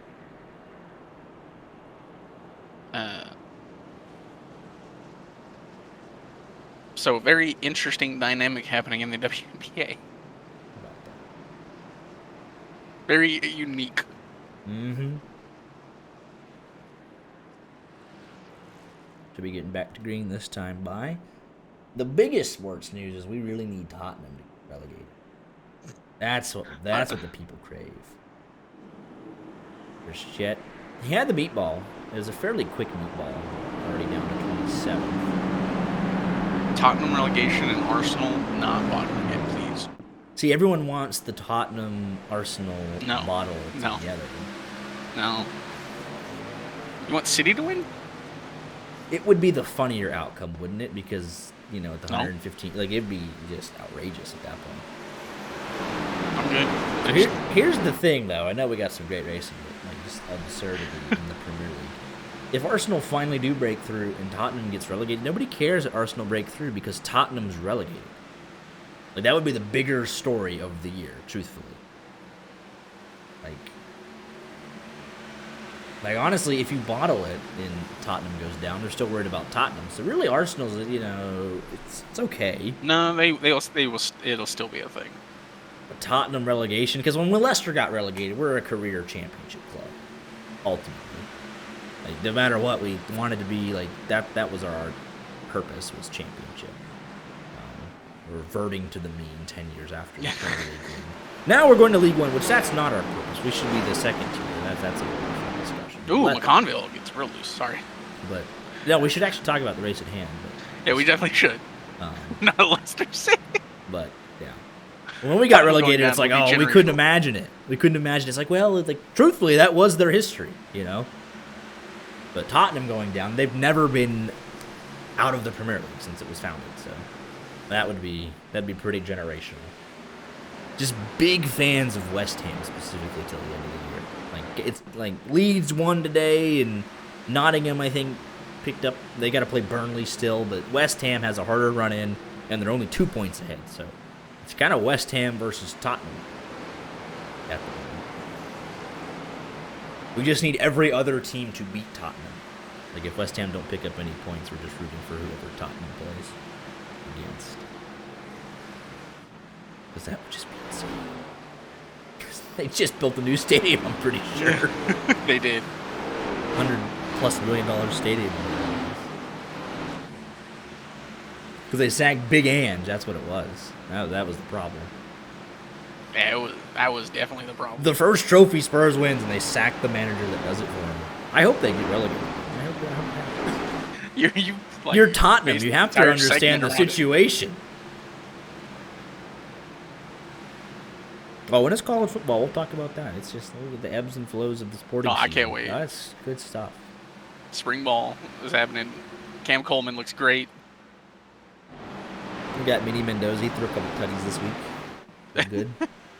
I still miss Haynes King, though. We got the draft coming up in a little bit. Like, I'll ditch the Steelers immediately for whoever drafts Haynes King. I'll ditch. And Steelers ain't got no hope for anything. Dallas Cowboy fan. I'd buy a jersey.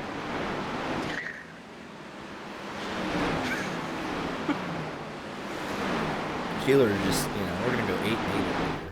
No hope, no excitement. It's not despair, but it's like, great. Well, you fired Tomlin. Right, I mean, that's just like, yeah. Things could change. Things could change. Yeah, that's true. Oh, Jolie's slow in the wall there, exiting 2. I kind of forgot your hire. Yeah. It gets worse before it gets better.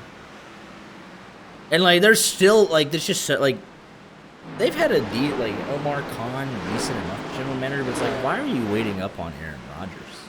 How can that be he's 49 or whatever it is, 48 or something, just super old. How? Who's his replacement this year? But that's the thing, though, it can't be Haynes 40, King? Yeah, he'd be better. No, he wouldn't. Yes, he would. He can run. No, he wouldn't. He can run. Aaron Rodgers can't move hardly. Yeah, but he can throw. Can he? Can he? Can he? Yes. Better than Haynes King. Oh, Lindgren. And I love Haynes King, just not as a passer. Man's a future NFL tight end. Listen, he'll get the Taysom Hill treatment and he'll be fine with it. He's smart. Man's going to be H-back. There's money to be made in it. I mean, Dan Campbell wouldn't use that, man. Dan Campbell will find a spot for him. Haynes King punt return, like they were going to do with Justin Fields. One of the funniest moments in recent NFL history. Not even recent, that's miles ago. We're multi-talented here at YG Media. So in all of this, Jared Wishing, as we kind of lock back in here for the final 80 to the finish, continues to lead. Put on a heck of a defense so far. Miller has not had a way around. Yeah, it's been about a car length and a half, car length 2/10, whatever it may be. Kirker pitted on 10 laps later. He is not. I mean, it's 10 laps, so top 3 all pitted at lap 167. So they got the track position and they have 10 lap older tires. Track position is currently winning, much like it did at least in a cup race, right? Track position ended up winning out there in the overtime restart. McConville also, he was able to, I think he held third there for a very long time, or fourth. And he was fighting off, but he started to slowly fight. Oh, my goodness. Where are you going? Oh, gosh. He's going to come get you. He would have to, like. We happen to be on board for that, but let's back it up. I guess got to take a look at this, the whole sequence. Just on the left rear, just ships him up there a little bit. Holy cow. That's twice. That's just short track racing, but man, if we get a caution, like, it's going to be your back bumper. Like, man. And yeah, like, I just wonder what they'll think of it, right? What does Wishin think of it? Because that's twice that he's been moved. Again, we come down to it. Oh, everybody, the racers will think two different ways. Wishin will obviously think he got moved twice. Jake Miller says, oh, he was blocking. He was a little bit slower than me. I just got a better run. If we get a late race restart, how are they going to view it, and how do they want, like? The 17 is not wrecked. Let's we kind of go into the analysis of these things. 17 is not wrecked. Because he could have wrecked him. Jake Miller could have just cleaned his clock and said, all right, you're blocking. I'm just going to absolutely just take you out. Also say it's pretty clear that the 45 machine is quite a bit faster, as he is almost second. Right, like he's been the class of the field, so it's like, but what do you think of the move? You get the chance at the end of the race, like, what do you think of how he's raced you? It's his debut. You've been here all season. You're like, whatever. Like, if you're gonna be full time, like, the rest of the year, is this gonna be a problem? Like, how does that affect everything? I don't know. We'll see. I mean, but if he even gets a shot at him, we're getting really spread out now. We're going to start just clicking off laps, 72, 71. I mean, we're just going to start going as things get a little bit spread out. It's the nature of short track racing. It is a viable strategy. It's just, hopefully it doesn't lead to, someone getting, Joey Logano, firewall deep. But at the same time, you're opening the door for them to, do it back to you. Right. And, there's because Jared Wishing could be seething mad right now. Yeah. Even though Jake Miller's fast, he's like, well, you moved me for it. Like, you were going to pass me, just do it clean. Because that's what we hear a lot from people. It's like, hey, listen, I'm not going to roll over and die, right? Just pass me, though. Like, just don't nearly turn me to do it. We see that a lot.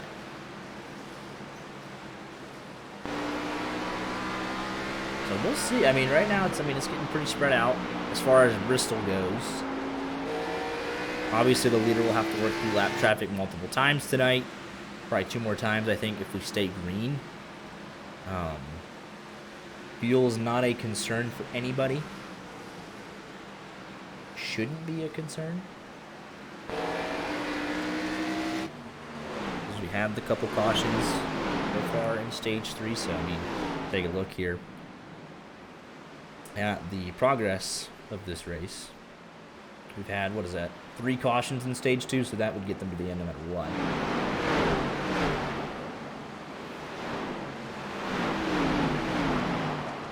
No issues there.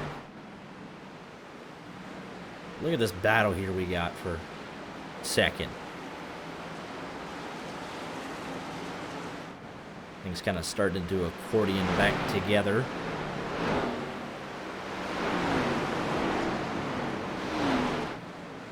And it's funny, right? Because you look at the back of Jake Miller's car, the biggest lead he's had tonight.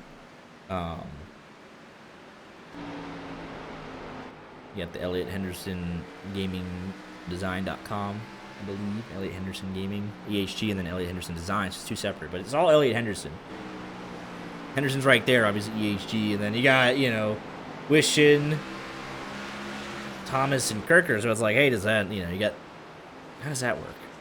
Like, hey, Henderson, your guy comes in and just starts roughing us up. Like, your teammate, whatever it may be. It's like, hey, dude, get your guy under control. Does it start some sort of proxy thing? Like, oh, these 2 teams hate each other. That would be really funny, but I don't Yeah, think I it'll be don't- that serious. Although I could be dead wrong, and Ellie- Wishin could be like, "Yeah, man, I was blocking many." You know, it's like it just depends on it. It's depends on the individual person. Because some people would be appreciative, like, hey, yeah, he was faster than me. He And I was you know, blocking did it, really but tough. he didn't wreck me. Right, Like, he, you know. Or you're like, "Hey, I'll give you the first one. That's fair." And then number 2, it's like, "Okay, we're done here." But it's like there's so many variables to how people can view that I incident. want to talk about this run by Walker Thomas, though. He got around Kirker, and he's now looking to get around Sims. It's a fast car there. After the salesman, yeah, ahead of his teammate Kirker, so he's actually making those 10-lap older tires work. 10-lap newer tires, I should say. He got around Kirker, and you would think with 10, I mean, obviously they're not new, but they're 10 laps fresher of whatever's left. You think there's a little something that you could have to fight with. You know, you got, I got 10% grip, or Jackson Sims has 8 or something. Yeah, whatever it may be. You know, if Jackson Sims has 0% weight, like just a hypothetical, if it's completely dead and Thomas has got 5%, then he's that little bit quicker. Not able to make that bottom work for him, though. Yeah, It's the second car not able to get around Sims. Kirker also struggled, and, I mean, he lost a spot for it. And Sims also able to not get around Jared Wishing, just been kind of stuck car length behind. Thomas not trying to go to that high side. Oh, he got a good run there, though. Thought he did, but not quite. That's where you say, hey, that's when you say, hey, 17, hey, buddy, just hold him up a little bit on the high side. Just use him as a pick. Wait. Hey, seriously, wait. I hang think on. they might have just started doing it. You got the team. You know. It's a 3 against 1 right now. Didn't work for Junior Motorsports. Yeah, it routinely does not. How they managed to screw that up is always impressive. Hey, that's relevant. Ty Gibbs just got his first Cup Series win.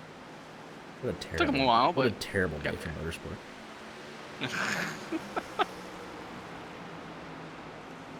Hey, it just shows the talent gap between, the O'Reilly Series and the Cup Series. Took him 116 races in Gibbs equipment to win. What? That's Or he just was- insane. If his name was Daniel Suarez, he's getting fired. and as a matter of fact, Daniel Suarez did get fired. Like, after 70 races without a win. Here we go. Ooh, Thomas to the outside. traffic playing a factor. It did. Joshua Christmas right here. Well, Christmas, I think, is on a totally different ballgame at this point. He's, a handful of laps down. He's on fresher tires or whatever it might be. He's kind of closed up here. Hey, you're not supposed to use a pick on your teammate. You've got it backwards. It's backwards. Rich Jet says, you know what? Yeah, that's not for me.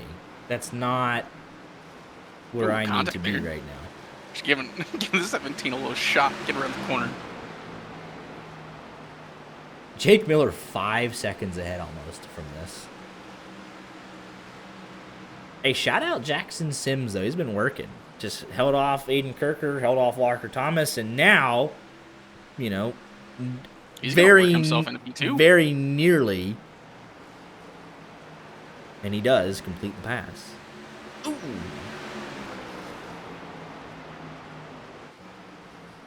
Leader has cut up through traffic here a good bit.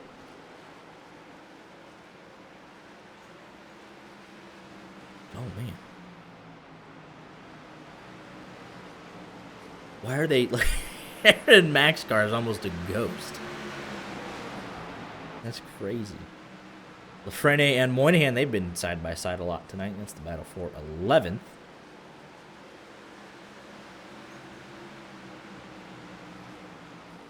And these guys are still going at it. But now it's a 67. It's like, all right, I think I'm a little bit faster. 17's been fading a little bit. And he's looking to put the finishing touches on that pass. And all this has brought Elliott Henderson right there. As we have ticked off laps, it's now 44 to go next time by. Look at that. Kirker, Walker Thomas flies through. Half a second in one lap.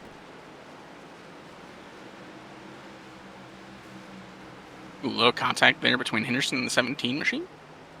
Yeah, I wish it's fade, man. He was fighting so hard to stay in the lead, I feel like.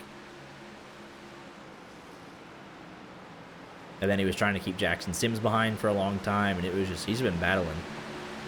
He is now faded and let all those guys go by. Out of the top 5 now for Wishing. Ooh, so is McConville. He's up there almost right in the wall. Ooh, we got run over there. Yeah, McConville up the hill. Gordon Smith having a good night. Josh Mertens having a great night, as is Ross Brockman. Still battles all over this track. Even guys that are down in P20, Chris Claude and Corey Burkert going at it.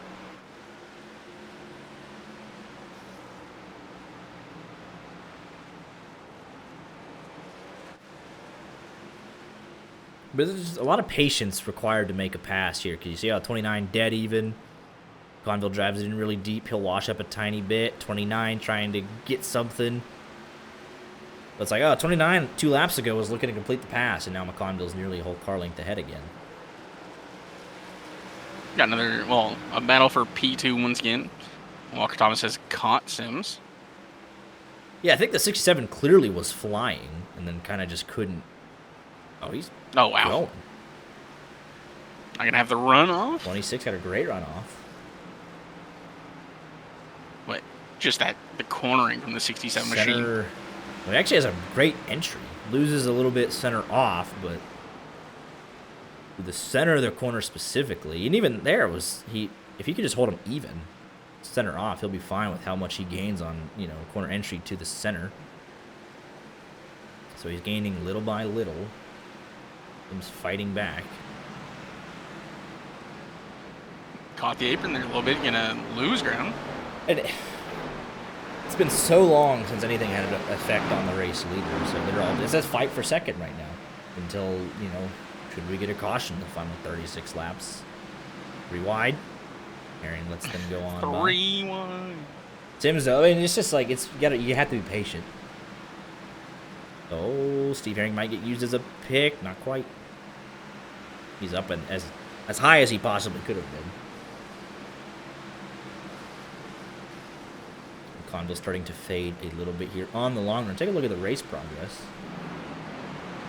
And they have gone a good ways here in stage 3. So everybody's tires is as old as they have been all race. So nobody has gotten this far and don't know what to expect. Oh, Brockman, save it. He does. Lap traffic playing a factor there. Wishing now falling back into the clutches of Jordan Smith and Josh Mertens. Kirker and Henderson fighting. This is 1-2 in the championship standings.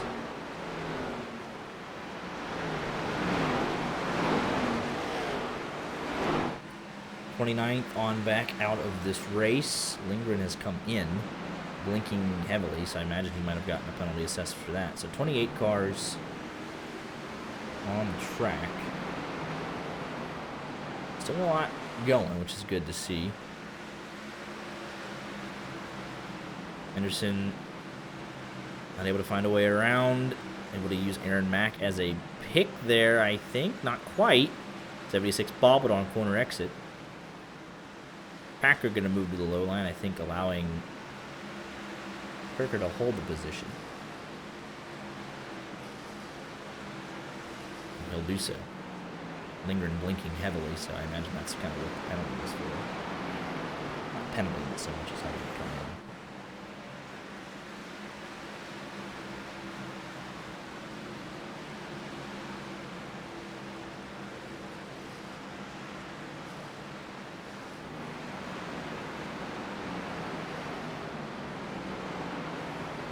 McConville now back out of the top 10. So just really on the longest run, McConville finally lost a little bit of his staying power, but he was down and kind of mired in 25th for a long portion of this race, stayed out, and was able to hold most of his track position. He'll still end up with a way better finish than where it was looking like for most of stage 1.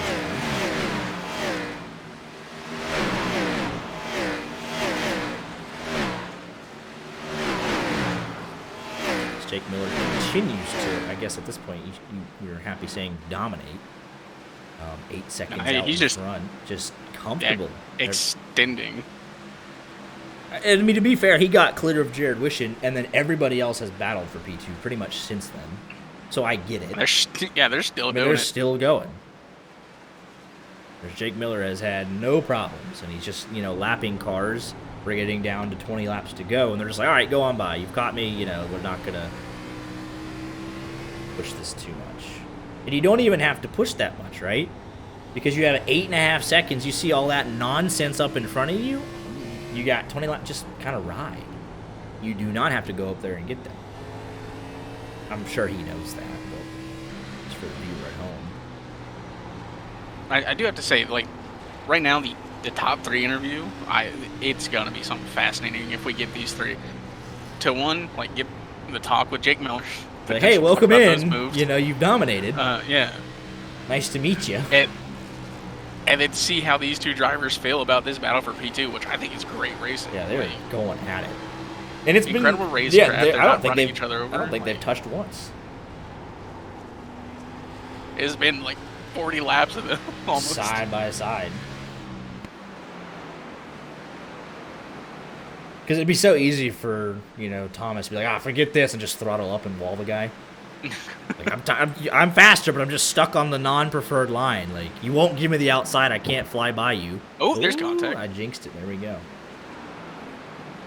This is where he puts him in the wall. It says, right. It's mine. He's like, fine. Dynaco's all mine. Dynaco's all mine. How about it? Although, if there's a slip-up, look who's now coming into the picture. Elliot Henderson. Yeah. But last week, Joshua Crispin had nearly got the pole. Kirker took it at the last second. Or Walker Thomas did. No, wait. Rocky. Aiden Kirker took pole at the last second away from Crispin, who started on pole in his debut. Did a phenomenal job there. And then on the debut tonight, Jake Miller from pole looking to close it out. So I do actually have that as a fun fact. Winners from pole in the O'Reilly Series at Bristol, there have been 12. Most recent was Kyle Larson, April 12th, 2025, because he's just that good. Coming to 16 laps to go, and he's going to lap up to... He's lapped McConville in 12th. Sylvain Jolie's 11th. Oh, here comes... Is that Furland? So he's actually about to lap up the P10. Oh, here... Oh, wait a minute. You see what I see? Right here. We're going to get our answer anyways. We will get our answer. On what Jared Wishon thinks of how he's been raced tonight. I don't think this would be the way that you want to do it. But, I mean, it would be a way to do it, right? If you're that unhappy. Like, you have fallen off here. I mean, you're currently 4th in the standings. Oh, boy. They're 3 wide. Oh, boy. You know what? Oh, boy. I think it's fine. Oh, poor Aaron Mack gets walled, though. I don't... No. Okay, I think, yeah. I think he wasn't going to roll over and just die. There was nothing to that, really. It's just the Aaron Mack was right there. Let's see here. Once you're done with that, yeah. Elliot Henderson has officially entered the fight for P2. He is on the... I don't think there's anything there. Nah. Nah, Jared Wishon could have made that really bad if he wanted to. Fair play. He might still be mad. I mean, but... He's fighting for a championship. He's P4 in points. There's no reason to go and, potentially lose a race. Because, get suspended because you intent wrecked the leader. So the 67 got the high line, and it finally paid off for him. He is now clear. He's got 11 laps to go, make up 10 seconds. He's finally clear. Sims was fighting for his life on that. We have lapped up to 8th to 9th. P9, last car on the lead lap. And, I mean, he's right there. Josh Mertens is right there. But shout out to these guys for keeping it clean in the final stage. And that's just what you got's what you got, right? You don't get any chance, like, if you, like, oh, I'll wait for, I'll wait for the caution midway through stage 3 and make adjustments, right? You did not get that chance. You have run what you've got since lap 177. Incredible. We've had a couple of minor incidents, but nothing crazy in stage 3. These guys have done a phenomenal job. Ross Brockman, a well-earned top 10 in just a couple of laps for him. This is kind of the final battles. Sims under a bit of pressure. He wants the podium. 5 to go.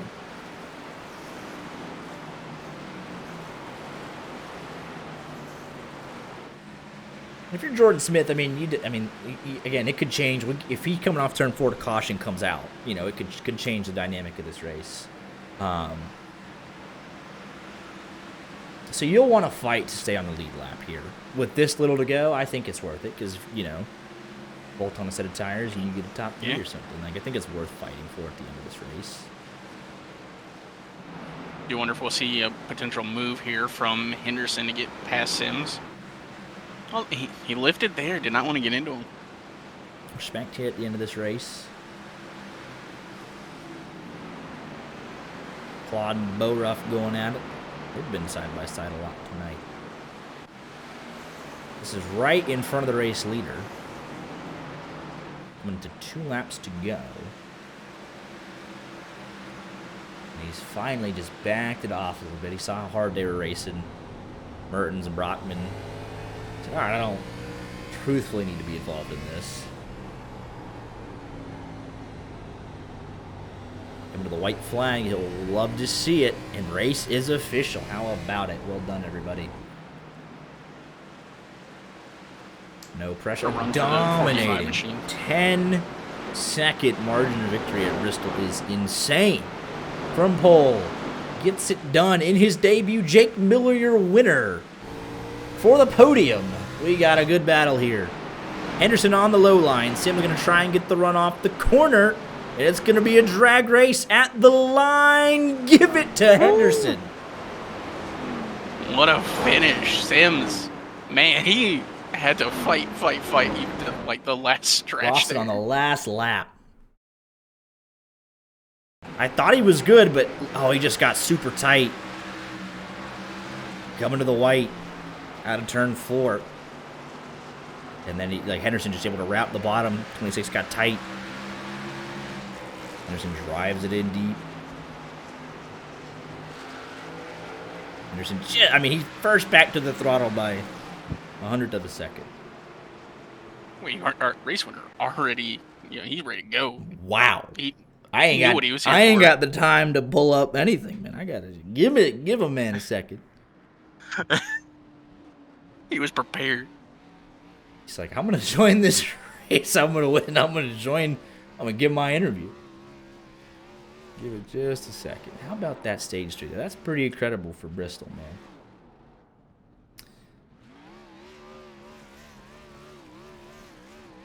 Do it like this. I'm trying to figure out the best way to do it.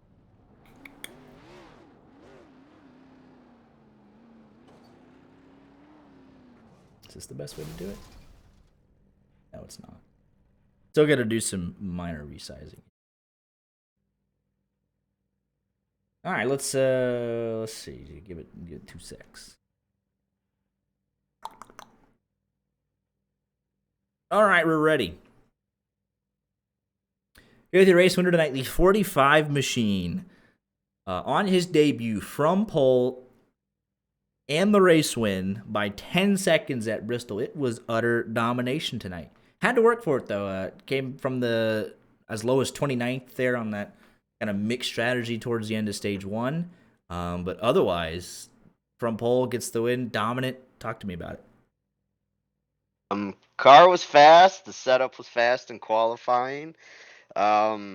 Obviously, I'm not a points racer, and I'm part-time. It's my debut, so my strategy was just reversing stages, and we just got lucky with cautions, and, we only had 1 or 2 extra laps on our tires. Got kind of scared at the end of stage 2 when they had to extend it for a couple of laps, so I don't know if you guys paid attention. I was literally half throttling my car around the track just to save my tires for this long run that we had, and that's just this car didn't fire off super fast, but she had the long run pace to wrap the bottom and save tires, and I don't think anyone else could do that.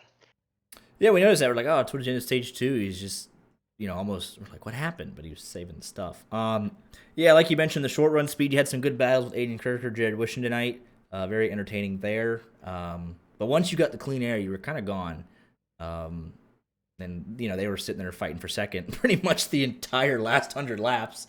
And you just kind of had to log laps and just navigate traffic a little bit there.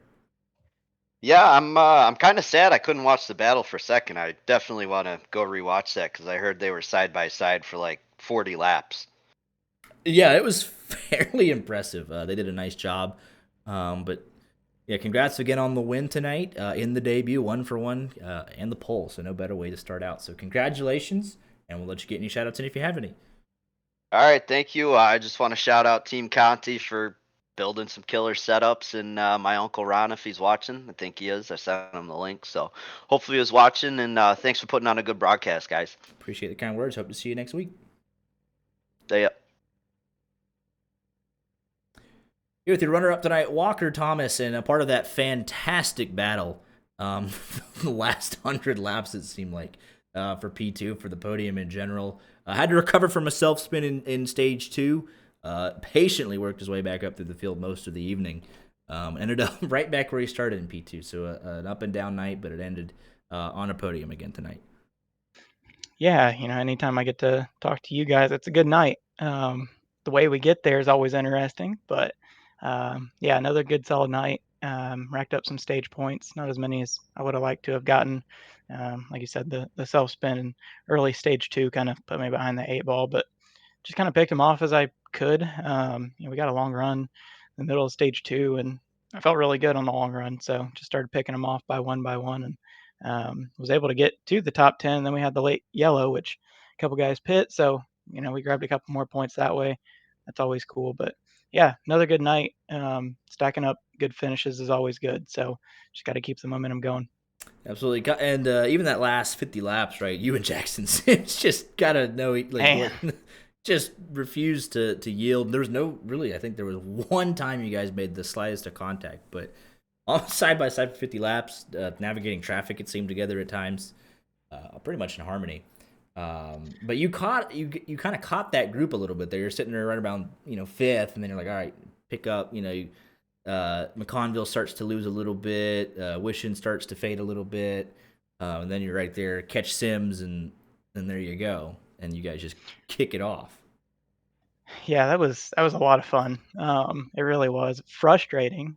I felt like I was pretty quick. I don't think I had anything to run down Jake. I mean, he got out 10 seconds, but would have liked to have had some more laps to take a shot because at the end, I know we were pretty close on lap time. But yeah, no, that was a load of fun.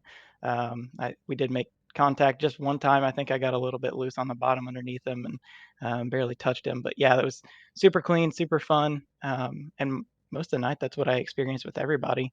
Felt like the track was really cool. I haven't really raced at Bristol with the new dynamic track. So, once we started getting rubber on the bottom and it moved up, things started moving and it kind of reminded me of a dirt race, which I like racing dirt. So that was a lot of fun seeing the track change quite a bit. Absolutely. Well, congratulations on the podium again tonight. And we'll let you get any shout outs in if you have any.